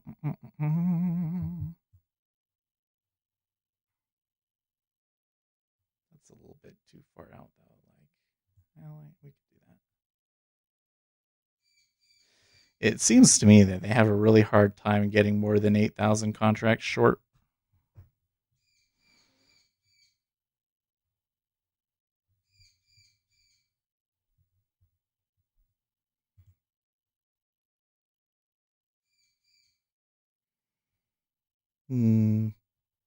Well, what time is it? It's 8:13. We had the Richmond Manufacturing Index. It didn't really, I don't know. After that news came out, we did take a Bot little says bit question for further. Seth. What is the name of the software method you wrote the reconstructed tape in for NT8? Gary Rich says I'm going to repeat this one time. Markets are pricing today for expected returns 6 to 9 months from now. It's forward expectations. Sentiment is key. Sure. But are things really going to be that great 6 to 9 months from now?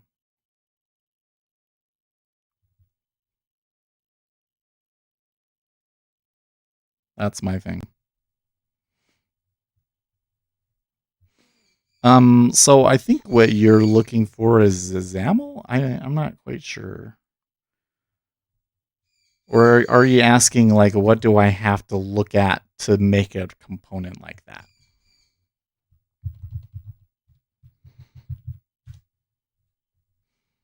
Because making a component like that is like making the actual base component. If you have Visual Studio, it's not. It's very, what is the word?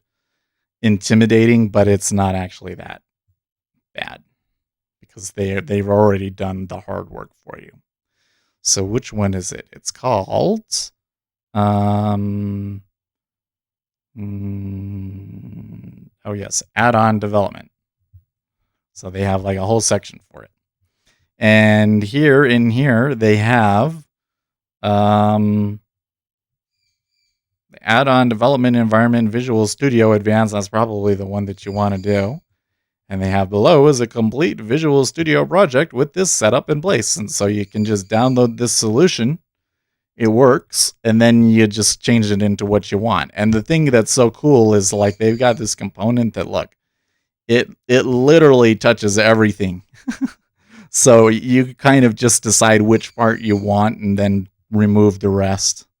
So for me, I wanted the either the on data or the on market depth methods, and then I just had to modify those and change the XAML component. So I didn't completely understand your question, but that should definitely Bot says cool, thanks. get you what you want. That should definitely get you where you want to be. I'm thinking about my camera again for some reason.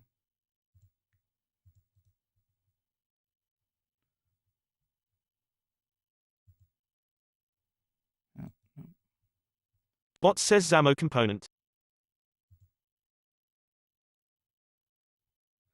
XAML.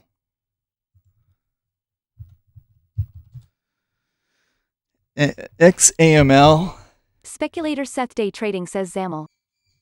is the markup language that they use to define how the controls look.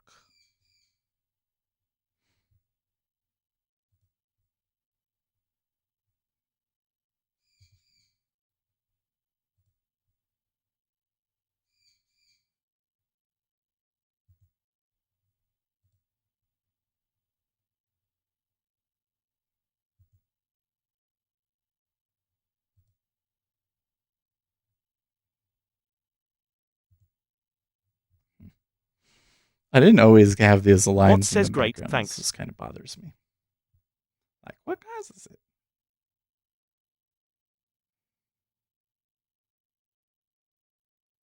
And you would think that.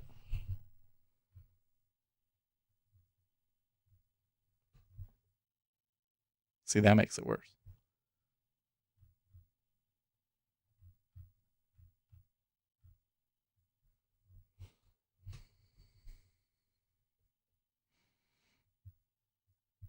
Rich says fade complete.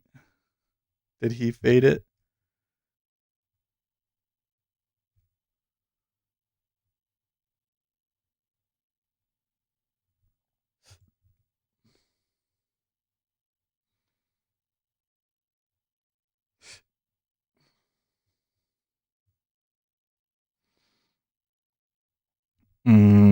So on the order flow on that move down now that we've seen it play out, and I'm really starting to think like, oh, I should have played it both ways. Like I do think that the situation is as such that further headlines could continue to further push us down, and that we could see the 2965 target. That's really far to go in one day. It might not be something that we reach until the overnight session. But anytime that we reach that first volatility target, which was around 2992, there's always a really strong possibility that there's going to be a reversal. And you can see it in the tape down in here. Look at those 500s. They were trading thousands in this area. All right, like I took it off before, I took it off when they absorbed the first time. Like it was a very clear entry to give it to you. They did do a stop run afterwards first though, which is kind of interesting. You could wait, but then sometimes you'll miss it. But then you trade it back to 3,000. That's a really, I mean, where the balance is and everything, like that's a really good trade. And what would you have to have for your risk to do that one? Like 85, like easy. Good trade. Should have taken that one. But I'm always like, I'm not one to like take a profit in reverse. I don't, that one has never worked for me.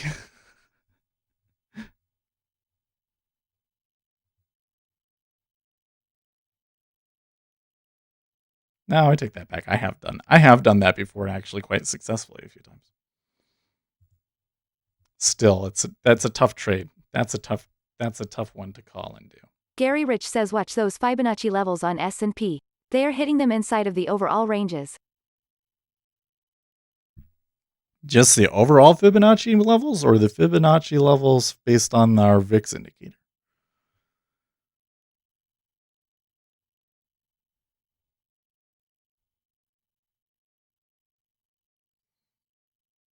Yeah, they're trading a decent amount here. I think that given that it's 8:30, we'll sit and chat. But unless I hear more news, I'm probably going to sit on my hands because we did pretty good.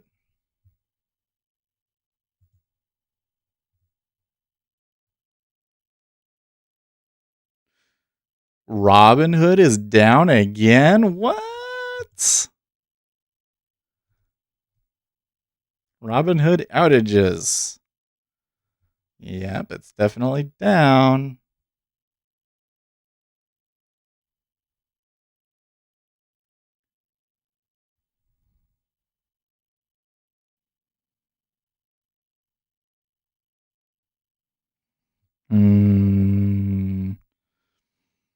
Bloomberg picked up on a chart we showed from Goldman yesterday, demonstrating that the fingerprints of tiny investors are all over the options market, where, as we noted yesterday, trades consisting of just one contract now account for 13% of total volume. This is how millennials feel as their sell orders fall on deaf ears. And it shows a picture of Kermit the Frog in the gutter.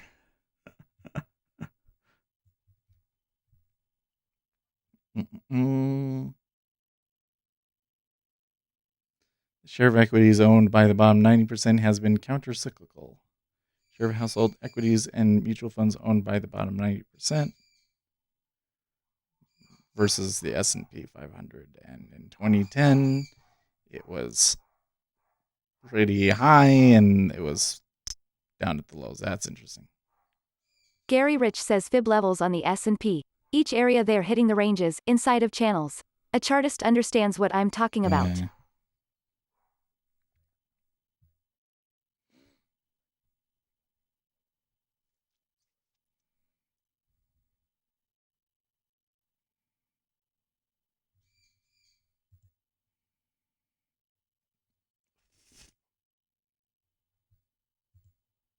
Okay, well, hold on. I think I'm getting something on Twitter. Oh yeah, Twitter has taken a hit, but the broader market has taken a hit. Donald Trump is tweeting, Twitter has now shown that everything we have been saying about them and their other competitors is correct. Big action to follow. Ominous warning. Ooh. Wow, they came all the way back down that quickly. Woo. While I'm yapping. I don't know if I want to take that one. I don't know if I would have wanted to have taken that one. Yeah. How easily can they make it back to 3,000? I don't know. They might chop around. This is very, it's always like you'll notice a difference in the market. And we've seen that a couple of times. Where, the market was definitely different than they sold. But now the market action today is very, very different. Anyways, to Gary on the fib levels on the S&P. Prove to me that fib levels matter, because I don't think they matter. I have gone and done some investigation on them, and as far as I can tell, it is a level that people look at that they think works, and I have seen no actual data to support that notion. Like most things in technical analysis.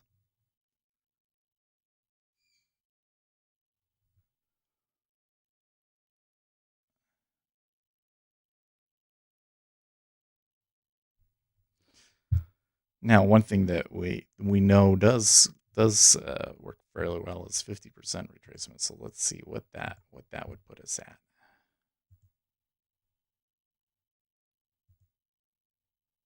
Gary Rich says whatever, Seth. 7. Hey, have a great day. I have a tea time to get to. Enjoy. Later then.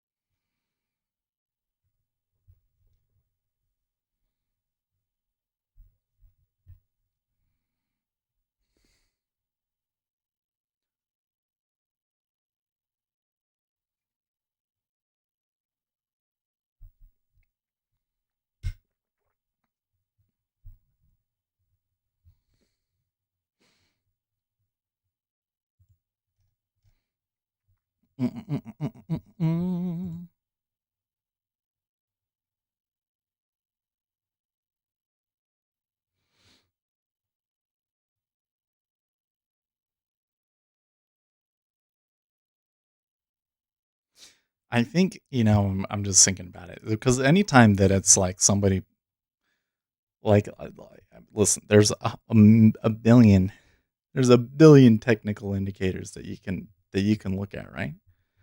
And when somebody says, oh, well, look at this, it touched this level or touched this level, and I'll say, well, okay, show me that it works. Like, present to me data that indicates that adding this particular thing would be beneficial to your trading. And you'll never get it, because I don't think that the people that use it can produce those statistics. Else, why wouldn't they have it?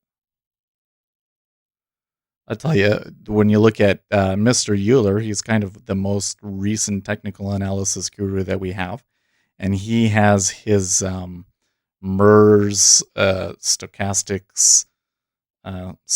RSI oscillator thing that has a roofing filter on it and everything like that. And he has some charts and statistics showing you some amount of profitability using it. And he has a Monte Carlo chart showing how it works on the Monte Carlo. And he shows that, yeah, there are some situations where you trade it and it's going to fail, but that overall your Monte Carlo shows that normally you're going to make money on it. And like, that's data. It's not all of the data that you can have, but that's at least some data. And why does nobody ever show that other stuff? And I can only conclude that it's because they don't have that ability to. They can't present that. Hans Gunther says good day, Seth. Yeah. Hey, Hans. It was a good day. People will call me cynical, but I just cannot understand how people would be so willing to throw their money at something that has no proven efficacy. That's just dumb, in my opinion. It's just dumb. Why do I use the DOM? You know why I use the DOM? Because I saw traders at one of the largest bank trading firms in the world use it, and they told me that was what that I should use it. That's why I used it. Because people that I know make money used it. Now, they're not retail traders, so maybe it doesn't matter, but it's a place to start. It's a place to start. And really, when you think about it, the DOM itself doesn't really necessarily give you an edge. It's just kind of it's a better way of executing. And so I guess that's maybe a little bit of a different thing anyways. Then you'd have to go in and say, okay, well, but does seeing absorption at a particular level, is that something that has an overall positive expectancy? Well, there are certain things that we've investigated quite extensively and kept some pretty good stats on. And what we find is that some of them do have a positive expectancy, but that the what is the word? The drawdowns on them are very, very severe, and that you essentially have to know what market you're in. So it ends up not being an edge unless you know what kind of market we're in, which can be. I haven't found an effective way of doing that. Can only know what kind of market it is in after the fact. Right? So that's where I go from it. And I only start taking trades when I have some stats to back up that it can be profitable. But then people will go in and they'll start trading something without any clue that it works. How does that? Why? And I have people, there was an argument yesterday. Oh man, somebody like really flipped their lid. I don't know what their deal was, but they were saying, oh, here's these two traders, and one uses price action and one uses market profile. And they're like, the market profile guy doesn't like his strategy, and the price action person does like their strategy, but they both made a 20% return on their investment that year. And I'm like, no, that's not what happens. You're going to take it. Both of those people are going to lose money, probably lost money. Both of those people probably lost money. Hold on.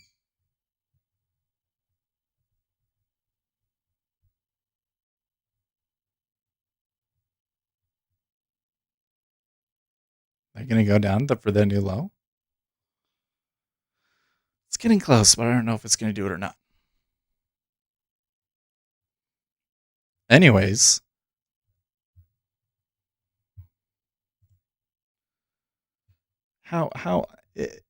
Anyways, so like, I'm not here to, like, if you want to feel good, don't trade, right? You're going to be chasing that high, and that is going to lead you. That is, chasing that is something very, very bad. I've seen many traders lose their money off of that sort of a thing. We're not here to make you feel good or to say here's something and like be excited about it. No, we're here to make money.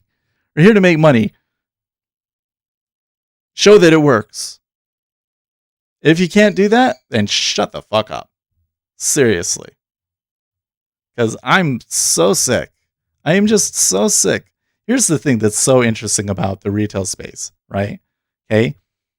There's a community of people. We're all out there posting, right? But we know based on statistics that 80 to 95% of those people fail.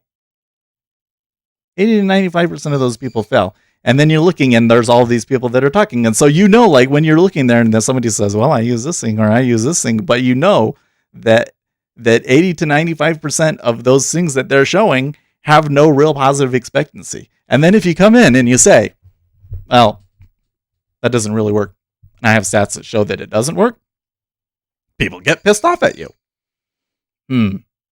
Why is that?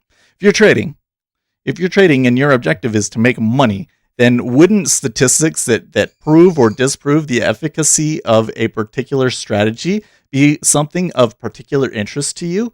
But yet with retail traders, it's not. When you tell them that something doesn't work, they just get pissed off because it's like an affront to them. Because it's more about them and them. You know what? This Mark Douglas has a pretty good book. I don't think that reading Mark Douglas's book is going to make you profitable, but there's some good insights in there. And one of the things that he talks about is that, like, most people, you're always restricted. Like when you're a kid and you want to go and touch the electrical socket, and who knows why you want to do the electrical socket. There's something inside of you that we can't explain. Maybe it's your soul or what. But the way that you choose to express yourself in that moment is you're interested in the electrical socket and you want to touch it. And what happens? What happens? Your parents come in and say, no, you cannot touch the electrical socket. That is very, very dangerous. And that causes emotional pain because you can't do what you want to do. And it's the same with trading. We come in and we say, don't use Xing. It doesn't actually work. But if that's the thing that you have chosen to express yourself, you're more interested in the self-expression than you are in making money. And this is the trap that we fall into, or that I see people fall into time and time and time again. Man, they are really going now. We did get a good bounce, but it was very, very short-lived, and I'm going to be keeping an eye on that 60. I'm a little bit too late on this one, and I'm not going to take it. In fact, I think that's probably still better for me to hang out. But we still got maybe like an hour that we could take a trade, so we might do one if I see a really good opportunity. Anyways, that's my rant. We're going through with that. Like, come on, guys. The objective here, the objective is to be profitable traders. Your feelings don't matter. What matters? What works? What doesn't work? If you have something, prove that it works. If you can't prove that it works, why are you using it? Seriously. Like, seriously. What? Trade sim, that's fine. Trade sim. Build up some stats. Do a good job with it. Prove that it has a long-term expectancy. If you can't prove that, don't trade it. Seriously. I don't know what else I can say about it. I just feel like ranting about it because it just I want to save people some grief, but yet clearly they don't want it.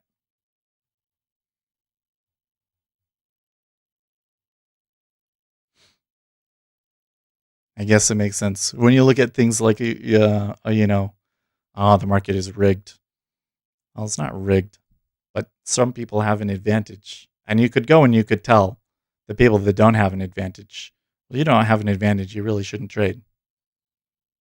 But is that going to help? They don't want to hear that. They don't care. So if you're the person that has the advantage, what are you supposed to do? What can you do at that point? Take advantage of it, I guess.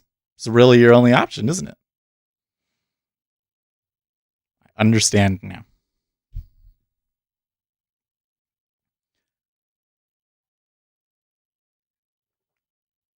And now that I've gone and done my big long rant, you guys can tell me why I'm wrong, but I'm going to go and grab some water and I'll be right back.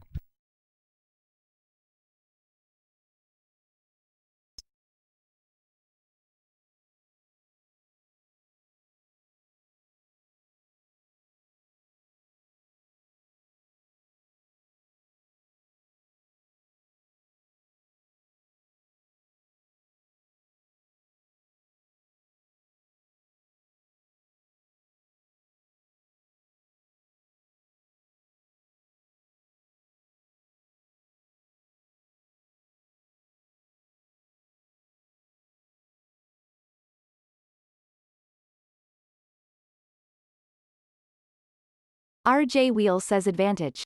Start sending mass emails to solicit monthly surcharges to offer it to the world.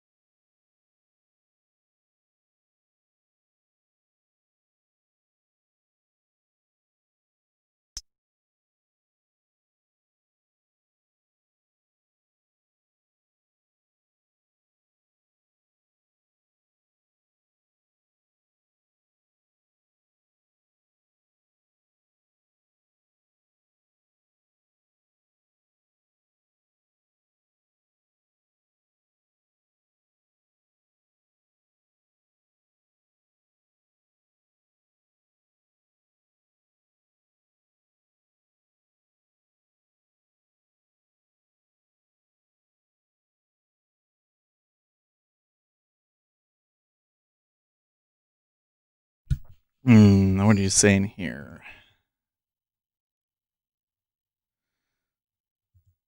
Advantage start sending mass emails to solicit monthly surcharges to offer it to the world. What are you talking about, RJ? We could do month. Well, I mean, I have the Bitcoin indicator. That's another funny one, but 29.80, man, look at him go below yesterday's low. It's just going, and there's S1 is coming up too. It's 77.25.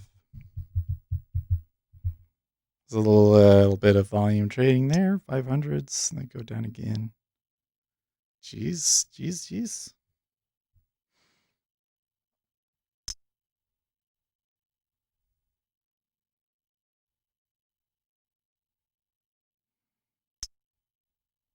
Well, what we took.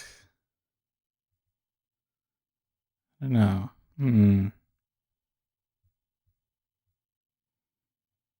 I feel like we're in a second wave move now, but I'm really hesitant to just try and as she goes it right now.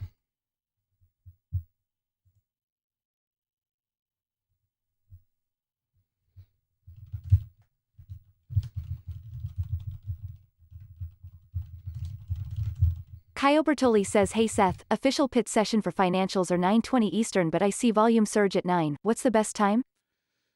Well, 9:20 Eastern.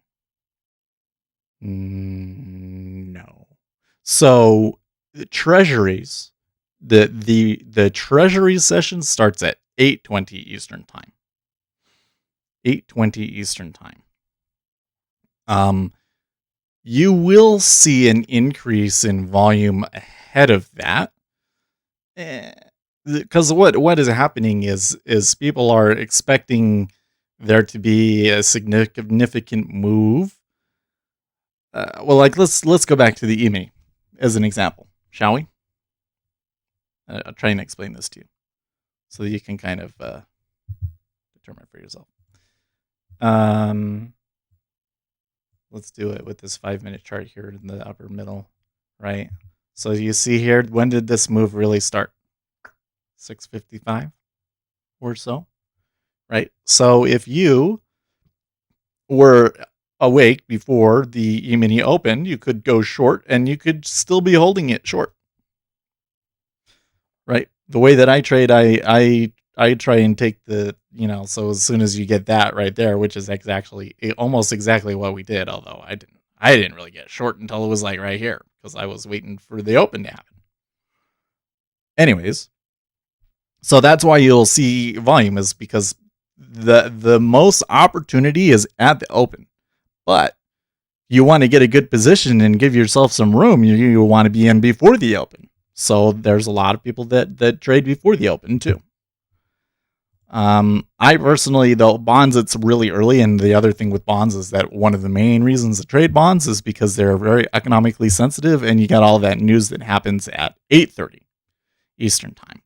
So you can start earlier than that. And I know people that do that and they're very successful with it. But I think that if you're there out the open, you're probably just fine too.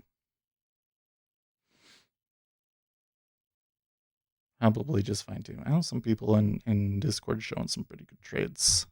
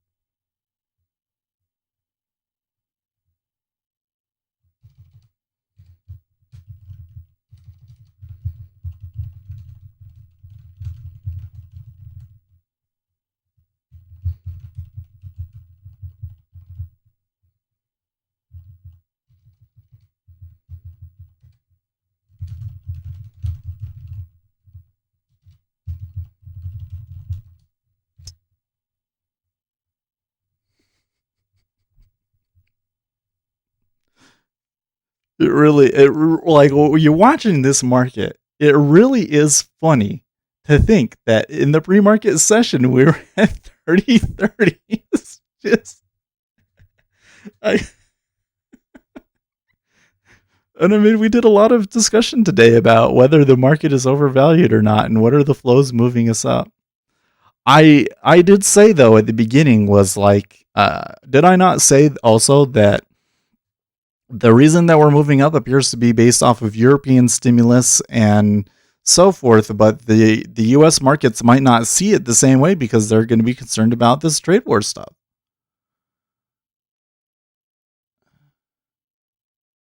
Hopefully, we start slapping some sense into this market.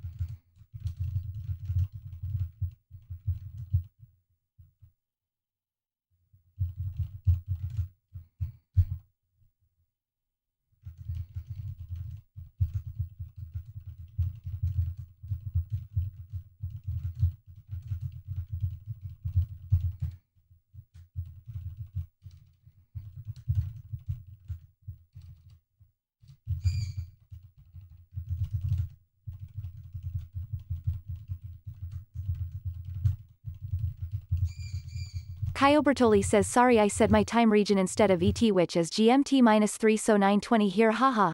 Yes. That's right, 8:20. I see those moves happening as well. Thanks for clarifying. No, I'm glad I could sort that out. Yeah. I say that at the very least you want to be in there. And so now on the other side, Cio, I don't know how to say your name, man.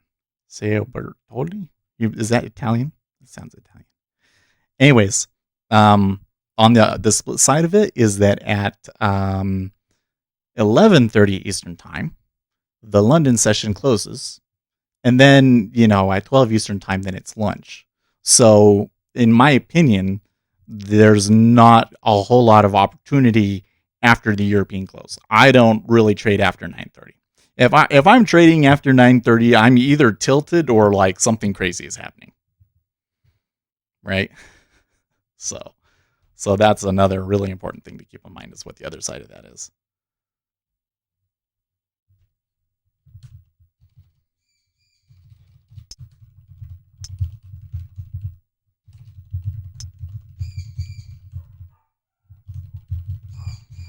That is insane. They going for that 65. Should I have held on to it for the 65? Because I said when that happened, I was like, well, we're probably going to get 91, but that 65 is out there when we have a pullback. It called it to the T. I am just astounded at how well that worked. And it was like, I didn't believe it. I was like, well, I got what I need. I could have played it. That is so crazy.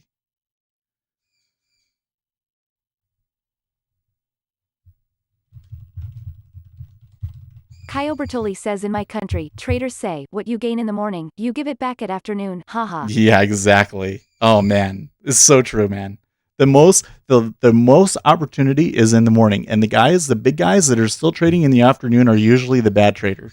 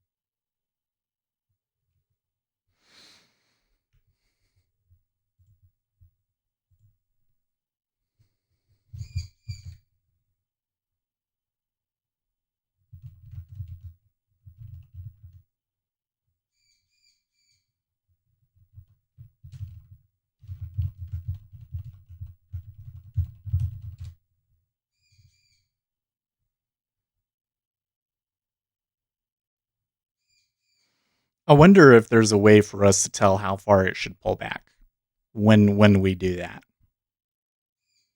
We're going to have to start doing some investigation on that, because we certainly could have sold it again, but I'm not quite sure at what point it really would have made sense. Well, I guess going back below 3,000 would have been a good spot to take it, but now that they touched 65, there's again a possibility of pullback.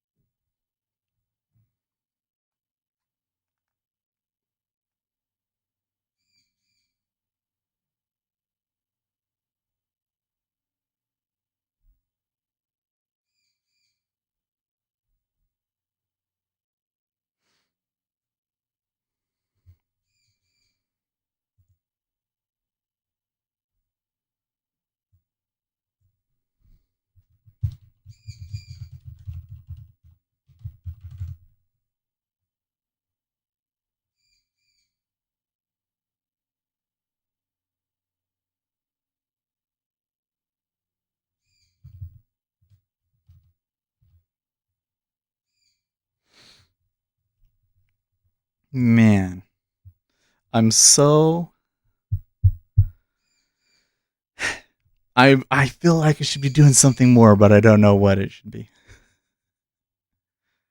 I definitely don't want to be taking this out here.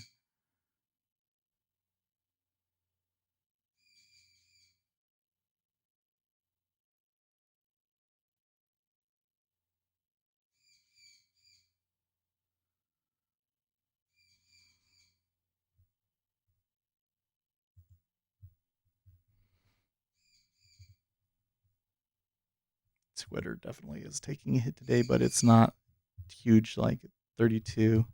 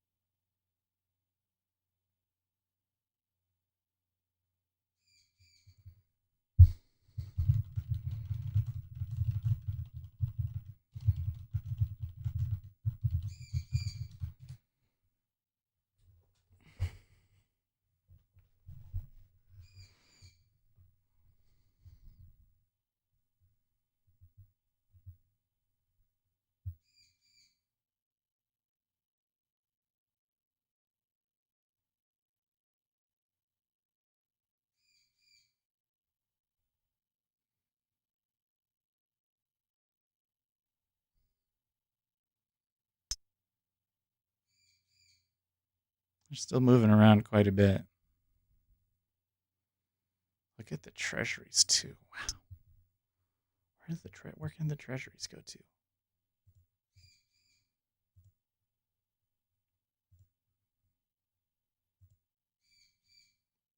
I feel like at this point, well, actually, treasuries aren't that high really. There's still like 139.20. Ugh. So they could go much further. I'm just in awe. Like, I caught my thing. I caught a good trade, and I feel like that our analysis today was spot on. And I don't know, like, I want to celebrate, like I should be doing something, but like there's really nothing to do, is there? Like, the best thing I can do at this point is just sit in awe at this monster. That was a really strong move down. They only just now, can you see in this chart down in the lower right corner? They only just now had the 10-minute simple moving average catch back up to them. That's how strong it was. Look at that. There was like almost a 12 points below the moving average. That's insane. Ah, what a move. So cool.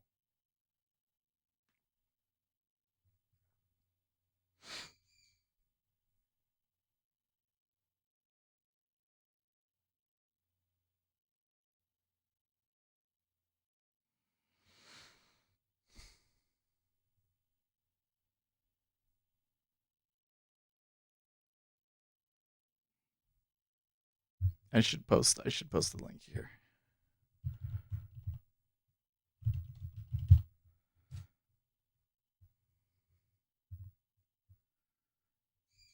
Mm-mm.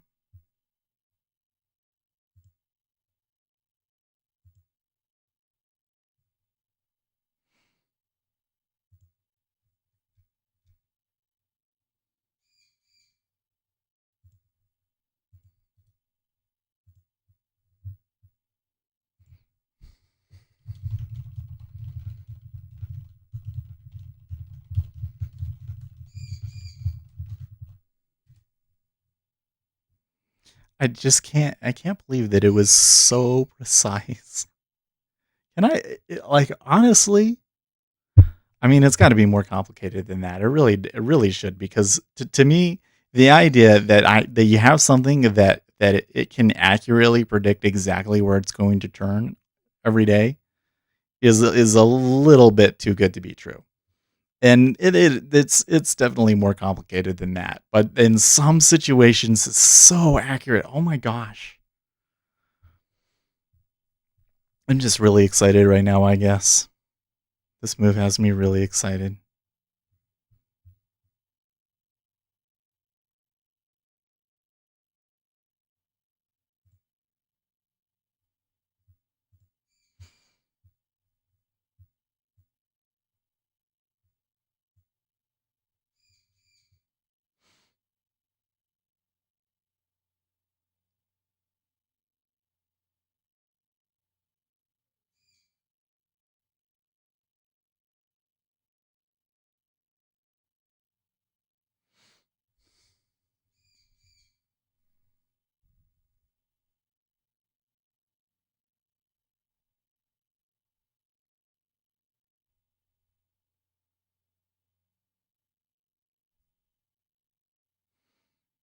Hmm.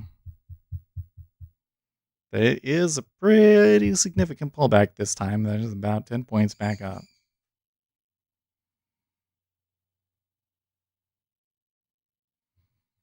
ZB, the treasuries went. How did the ZB? The ZB is lagging a little bit still. They're flattening. They're flattening.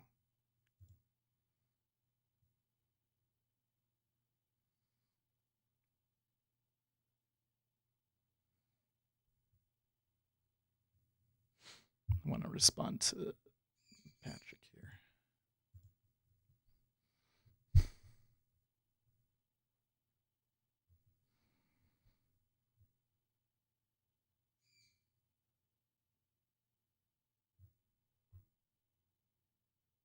We're flattening, then why didn't the ZB move up more? I don't understand.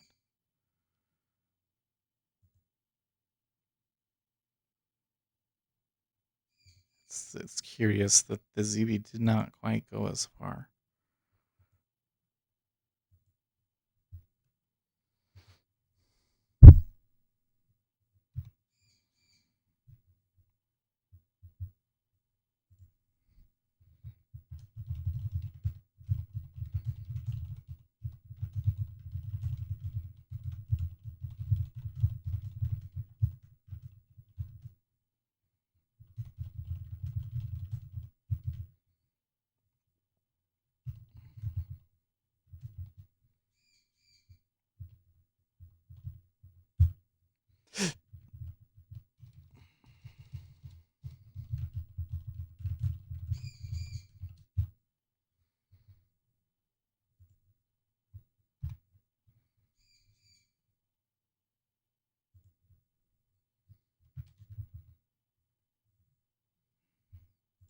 gonna let me post a picture. Lame.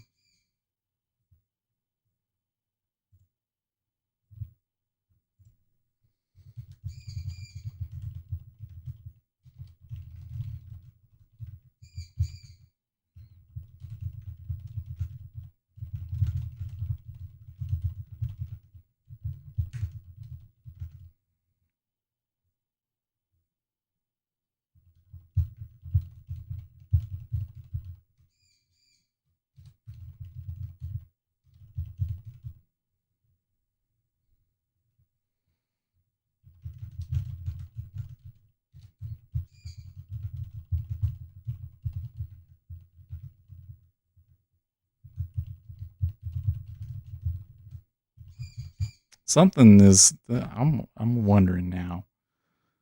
What's going on here?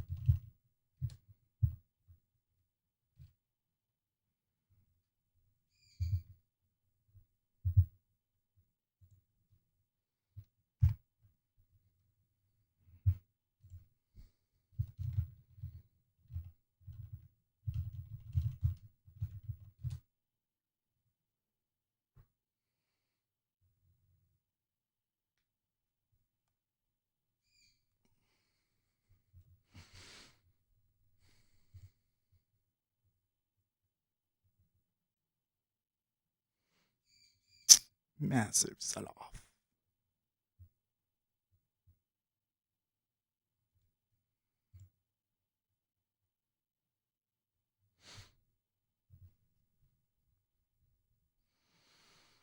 I think they're probably going to recover a lot of this. In fact, wouldn't be surprised to see 29.90 again, but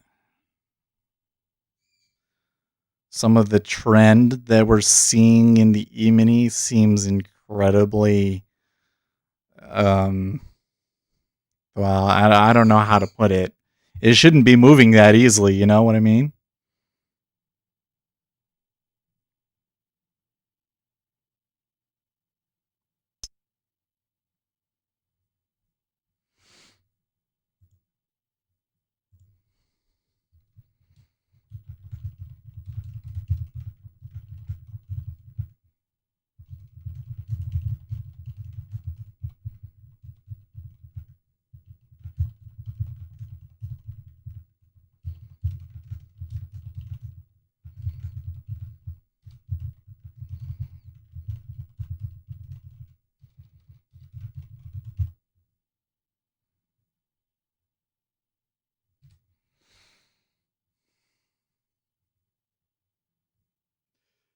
There's some pretty messy pullbacks on that long there. You can see just there they're turning down, and then they pull it out.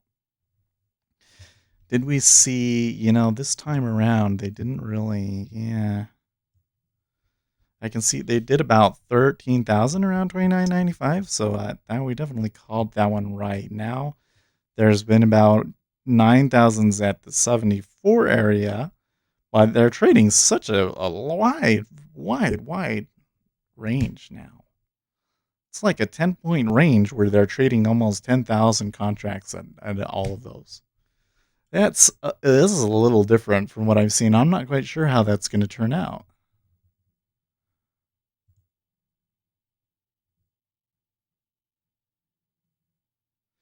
Well, why is the ZB lagging? This bothers me. I'm usually able to come up with a good explanation for the spreading, but the ZB, they're not piling into the longer dated treasuries. Weird. Is it because they're concerned about China's selling bonds, for instance? I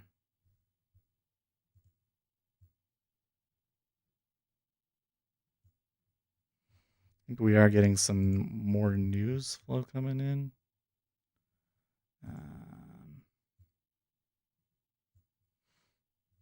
Disney proposes phased reopening of Walt Disney World's Magic Kingdom and Animal Kingdom on July 11th, and Epcot and Hollywood Studios on July 15th. And some UK Brexit news. UK would not extend Brexit transition period if asked. Wall Street Journal. Anthony Fauci said recent studies show hydrochloroquine, a drug touted by Trump, is an ineffective treatment and could harm some patients. He also said officials should reserve judgment about holding political party conventions in August. Yeah. And I'm not going to like that. He really wants to have the convention.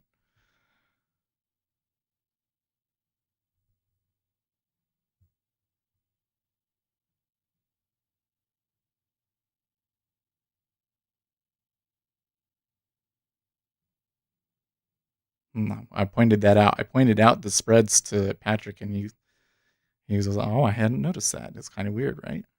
It's kind of weird. I don't know what the deal is. That's so curious. We're gonna watch this. We gotta watch this."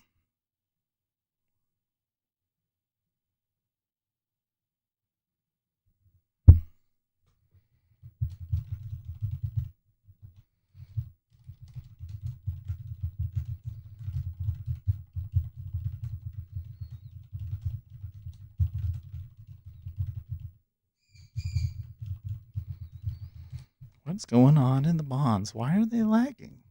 You can see it right here, like the Treasury, 3 ticks from the high, 4 ticks from the high, ZB 5 ticks from the high. Again, when they last reset, right?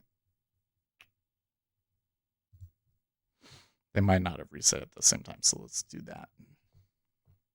Something is off. Boeing to start involuntary layoffs, notifying 6,770 members. Ooh, ouch. That's a lot of people. Well, my wife said that the airlines were planning on doing planned furloughs in August after the summer season ends. That they were going to furlough people in August. She also said that they furloughed people back in 2001 that didn't become unfurloughed until last year. So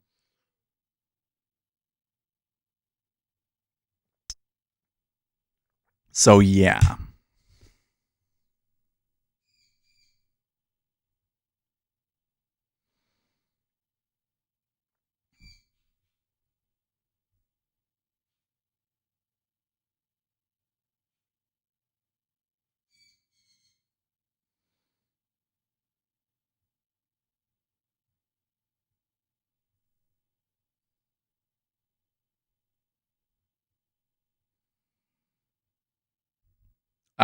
And they're going to do even more than that in the coming months.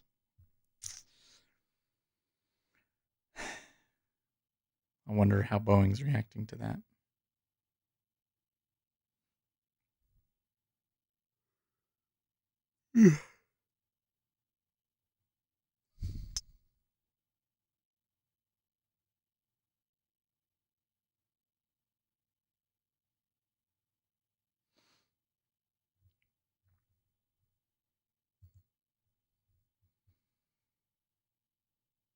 What did we... Oh, I thought I changed the name of the stream.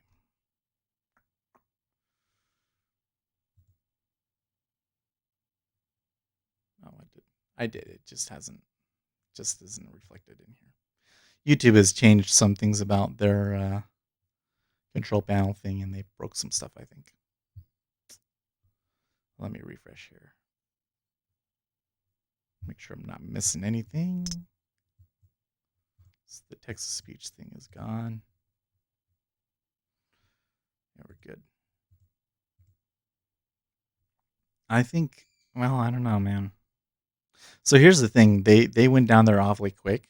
If they were to go and make a further move, then you're starting to talk like real panic.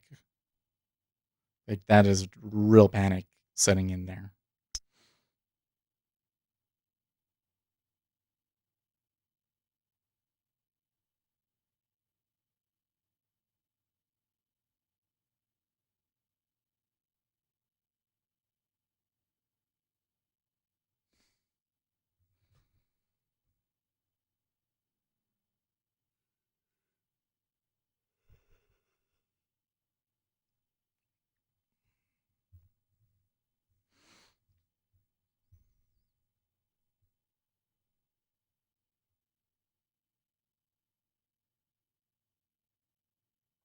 They are trading good volume still. It's pretty choppy though. Like it's good uptrend, but it's pretty choppy. Like it would be really, really hard to keep hold the position here. Now 2981, it was yesterday's low, right? So there might be some resistance here. I think that balance is going to probably be more around here, 73 area. So a short, well, I think it's a little bit too late for me to try and do one, but I think that a short from 80 to 70, let's say 73 isn't a bad idea.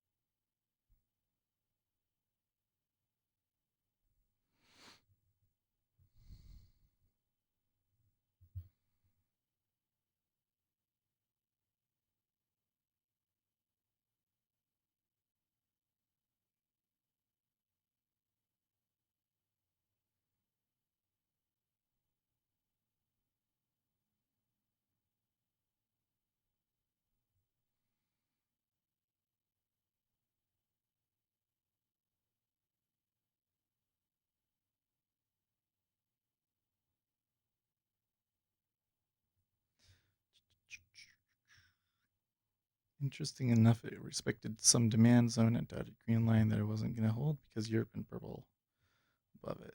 Crazy market. It is a crazy market. Oh man, that AC is on. It's so great.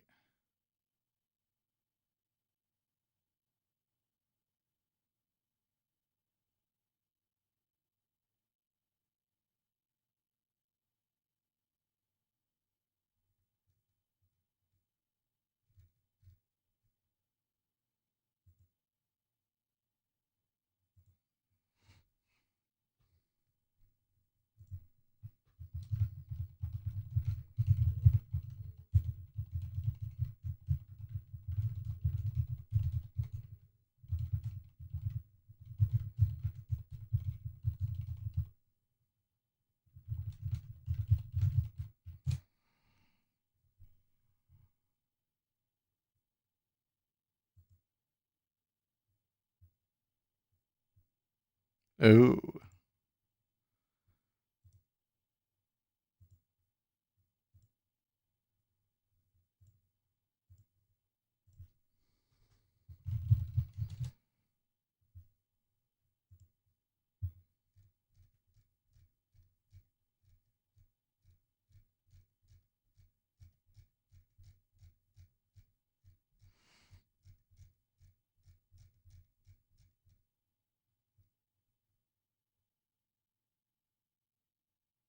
Hmm.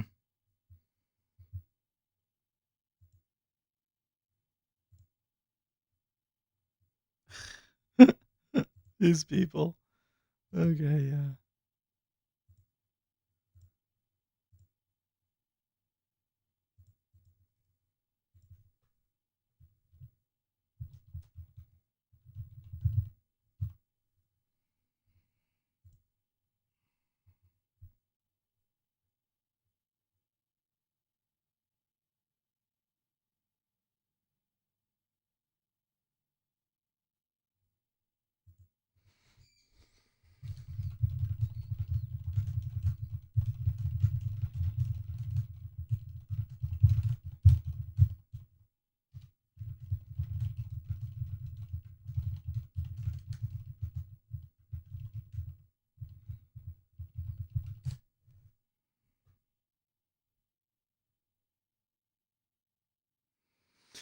I tell you what, like one of the things that really like I'm thinking about we things that are, like make something really likely to be a scam.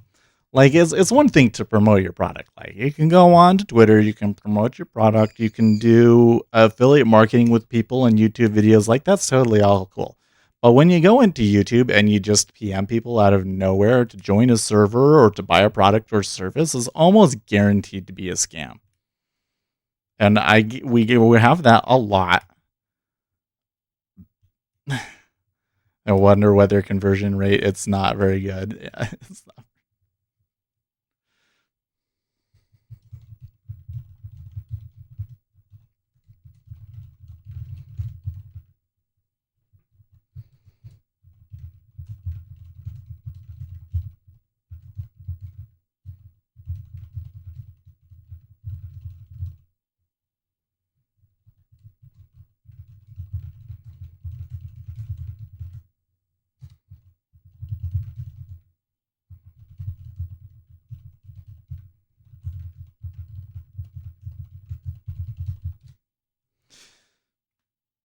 Smash the Bid says I actually agree with your little rant earlier in regards to having stats to prove that something works. Well, thank you, Smash the Bid. Of any person that could agree with me on that, and I could feel good about it would be you. So I appreciate it because you do have you often disagree with me, but I think that you have good insights often. It's very rarely that you come in and you tell me I'm wrong about something, and I'm not like, well, okay, he does have a good point on this thing and this thing. Anyways, it was just kind of a rant going on because, man, but it's really weird to me because going back to this VIX thing, it was like, do we have stats to prove that works? Well, I can go back and I can show you historically how realized volatility relates to unrealized volatility, but when you look at it, it's really random. It's really quite random. There's like a minimum amount that you can expect it to go, but then beyond that, it's actually quite random. And yet, I keep seeing these things where it calls the levels almost to the T. And I'm trying to figure out why I don't see that in my graphs when I do the stats out. Some's missing something in the analysis. There's got to be something more I can do about it because man,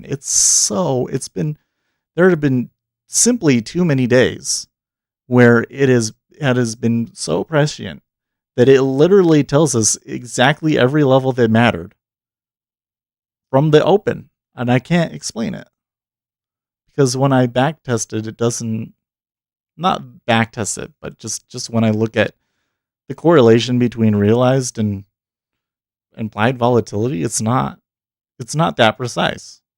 So why does it seem to be so precise when we calculate it onto the price? It's so weird. Well, there's got to be an algorithm that's using this for its targets. There's got to be because it's like clockwork. They come down to that level, and the absorption shows up literally right there. You know where it's going to come. That's something else. Does that back up that it works? I don't know. We're beyond the here I have stats, but now what is actually sufficient? What is the real burden of proof? What is sufficient to show, for you to willing to be taking it? I guess it depends on the person, doesn't it? Oh my gosh, did my kids move that Yoda? Yes, they did. I didn't even notice it was back there. Right behind my head the whole time. Baby Yoda. Jeez. Okay, so they had a little bit of a turn down, but I'm noticing some buy the dip bullshit. Do you want to call it bullshit? I don't know. Look at this.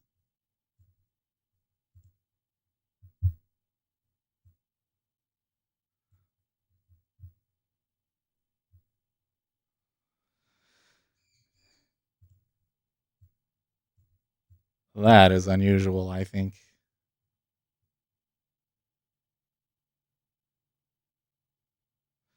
Even have a baseline stance on a strategy that is 50% one-to-one, knowing if you follow it like a robot, you at least come out break even is really beneficial, then you can build on that. Yeah, so here's another challenge to you guys. What is let's not look for a strategy that makes that has a positive expectancy necessarily. Let's just find one that just covers commissions, right? What I want to know is like, what is the easiest trade? Is there a trade? Is there a trade that I can show you, and it will, if you over time, you'll hit 50%, and you won't have a very big drawdown, and any retail trader can just follow that one thing.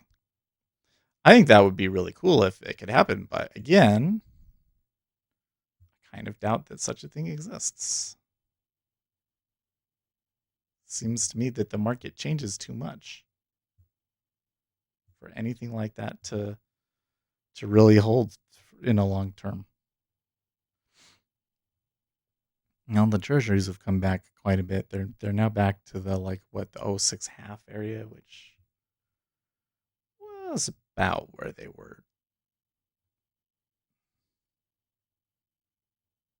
That first pullback, I guess you could say. The air feels good. Smells good too.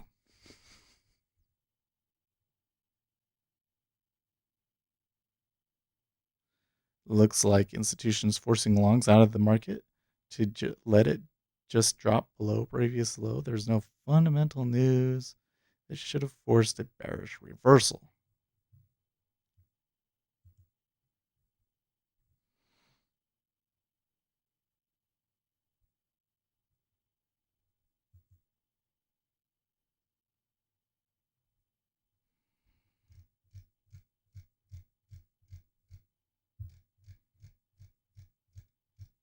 Where was the... if you have something 50-50 based on deep long-term stats, it should be easily tweakable to jump up to 66%. Maybe. Where was the freaking... here it is right here.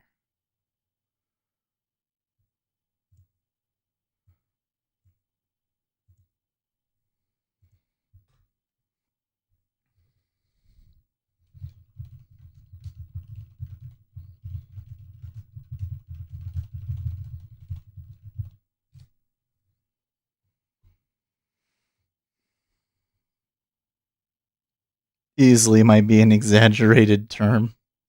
Well, are you saying that you can just extend your target and give yourself a wider stop than a profit and get it to 66? I don't know. What something that I've found, and I think is true, is that if you get yourself to 50-50, that it's kind of only just another jump to becoming really successful. And I've found that to be true, is that what will happen to me is I'll have a period where I'm mostly break even, and then the good period will come and you go really well and you do really, really well, right? But the caveat to that is that then the market changes and it stops working. So if you could find something that really over the past 10 years was really truly consistent, even if it was just break even or makes commissions, that in and of itself would be a great accomplishment. That would be something that I would go in and I would say, hey, you want to learn how to trade? Just trade this. It won't make you money. It'll just be break even, but it will teach you how to trade. And that's where I would start. But again, don't think it exists. Prove me wrong. I really would be great to be proven wrong on that one. Another pretty good move back up there. I don't know. 29.90 is a good spot to rest to. After a move like this, our ability to predict where they're going to find balance is diminished. So I can try and make predictions. I think that down in the 70 areas makes more sense to me. But this 90, let's call it 95. 95 is apparently in a chapter 2. RJ Will says, okay, it's easy. Show me then. I'd say stick with the 10-year set. The entry position at levels is unlike any other instrument.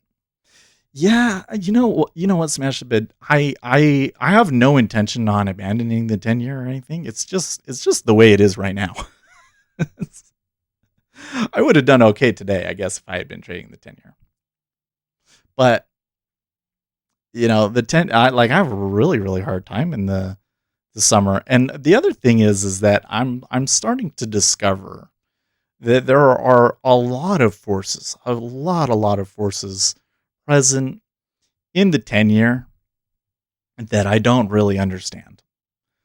Like the one I keep coming back to is I'm listening. I have the trial of the Squawkle. I don't think that it lasts beyond tomorrow, and I don't think that I'm going to renew it because I'm not getting enough from it to want to buy it here over the summer. Maybe in the fall I can think about doing it again. Anyways, they're talking right now about Disney reopening. Anyways, I totally lost my train of thought. I'm like going totally ADHD now. Oh yeah, the 10-year. Anyways, so there's a lot to still learn in the 10-year.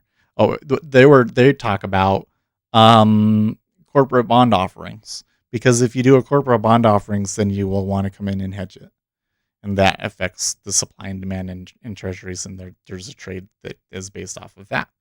So there's a lot of forces that I don't really understand and that I don't really have very good information on. So I think that to continue doing the 10-year, there's still a lot of work that needs to be done.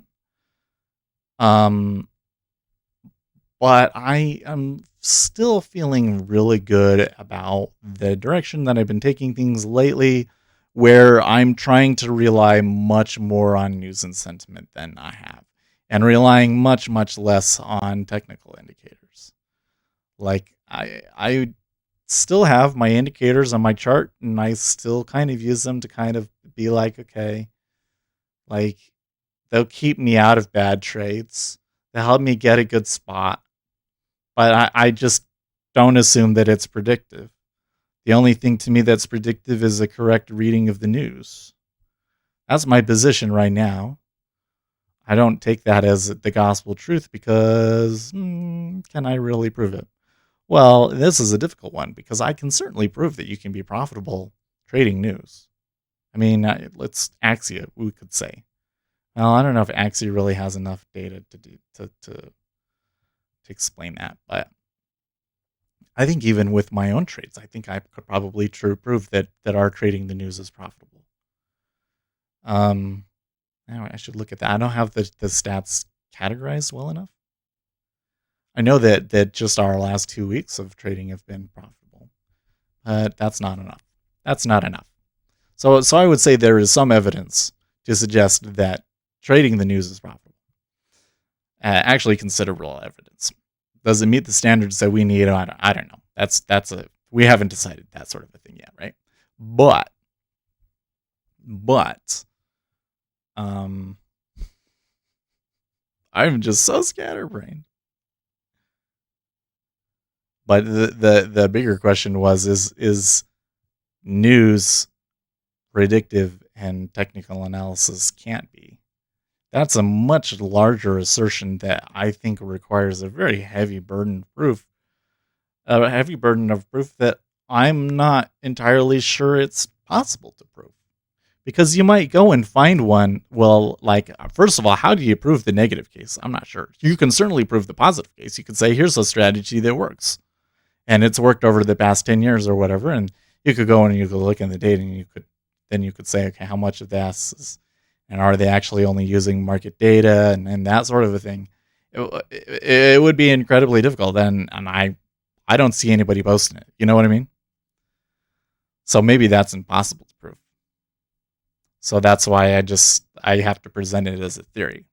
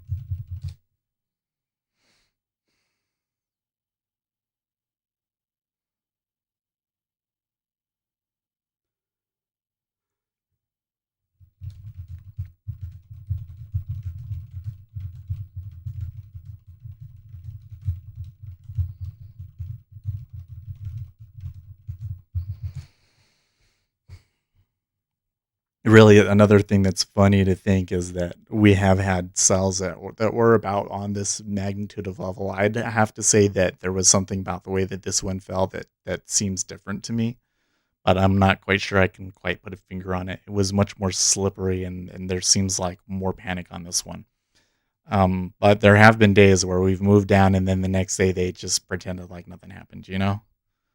So we'll have to see that. That 3,000 level, though, I think is really like key. Like they come up to it, and then it gets rejected like that. It's gonna be there's gonna be a lot of people posting charts and being like, well, you see right here, that's rejection, and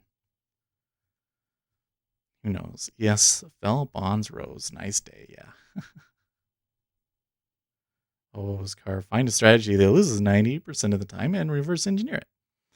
No, that doesn't work.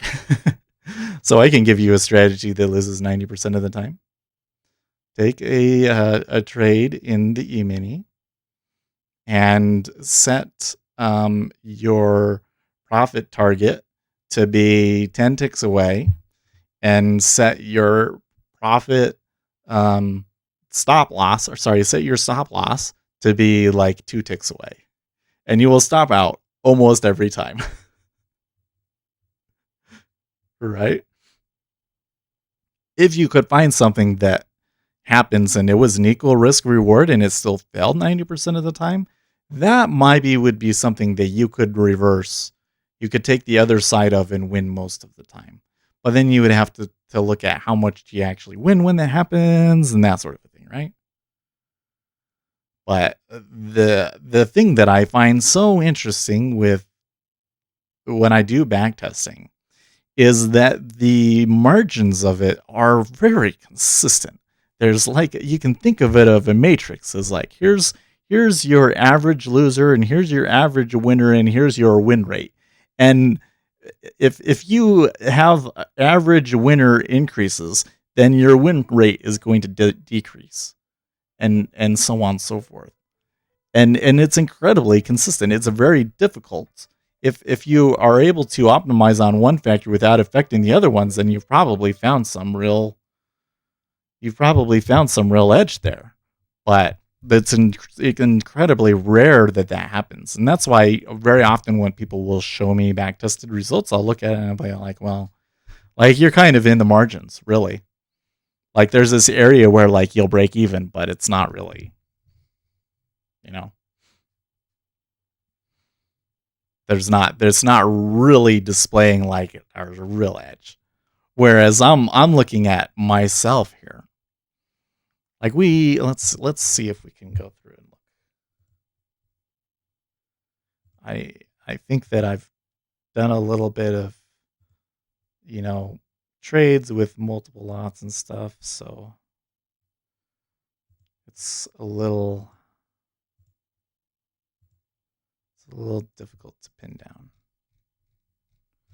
Yeah, and there's also been periods where I'll take a couple of little losses, but then it does come out profitable at the moment. But it's awfully close.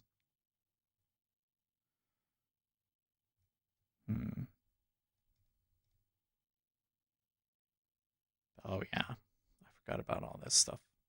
When was that? Oh, some of those are on the 10-year. Oh, okay. Wait. How come it doesn't save that filter that I keep putting on? Filter. Okay, Pompeo is saying something. Oh.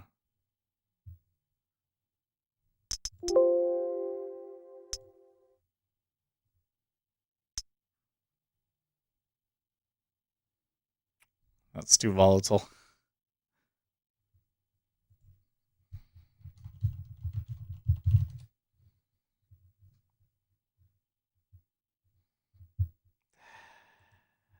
Okay, I need to not touch it. That was insane.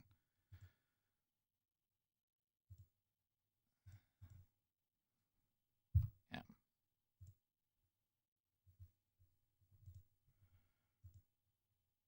Okay, that makes a big difference. See, when I just do my stats over the past 2 weeks, it does come out positive trading with the micros, but there are situations where I've traded multiple contracts, and I have some drawdowns that are pretty ugly too. So I think it needs a lot of work, and I don't think that we could really sit down and say, hey, that's proof. Seems to me though that my ability to catch a good trade off of news though is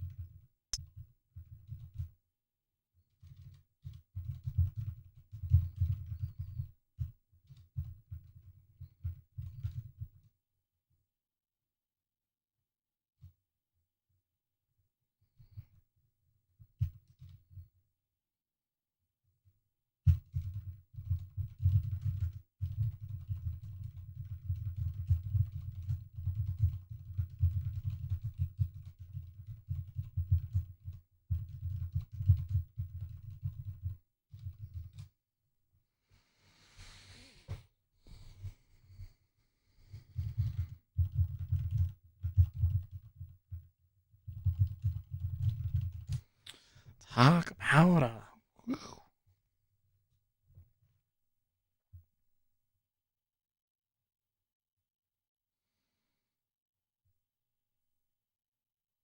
they're considering a whole menu of options against China on the Hong Kong law.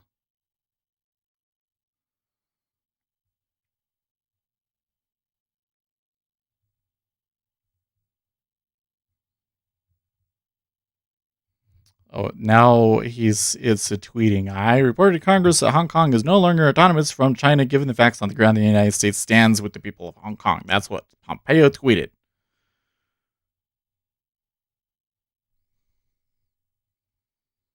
It's going to happen. We just need to price it in now, says FX Macro. U.S. won't certify Hong Kong autonomy endangering trade status. That's really the headline that you want to see. That's really the headline you want to that matters. So they pushed down. They didn't make a new low. Oh, they could totally break here though. If I see them, well, okay, no, actually, it's not quite there.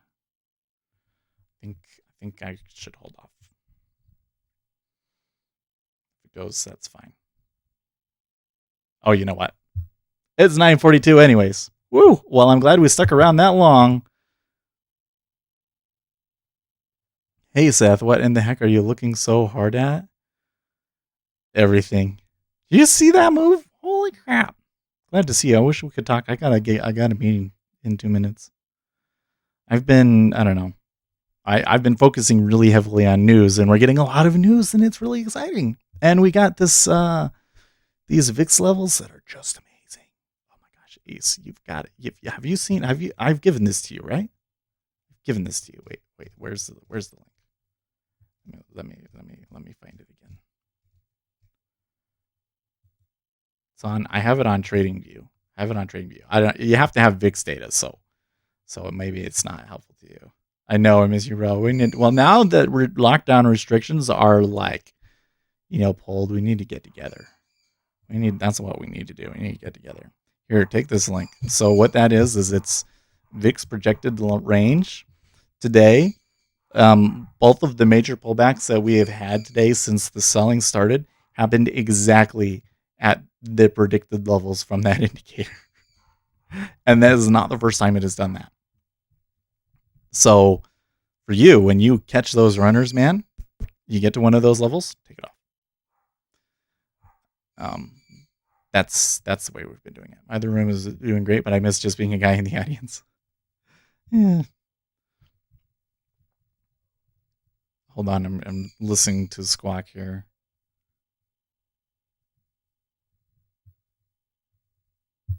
was just talking about where the prices are. So Twitter soon to close. Probably not, but Twitter's gonna get hit, man. They're gonna get hit. I think they're probably down a little bit. Anyways, what I miss having you guys. Sometimes I'm been really ranty lately though, so because people just keep telling me things work that don't work, and I'm sick of it. I'm like, listen, if you're not making money, shut the fuck up. Or don't shut the fuck up. That's a little bit too much. That's a little too extreme. But don't be going running around saying that something works if you can't prove it. Gosh, it makes me so mad. Like it's just the blind leading the blind half the time. And like there was a pretty good turn across your moving average right there. Hey, I'm gonna go. I'm talking.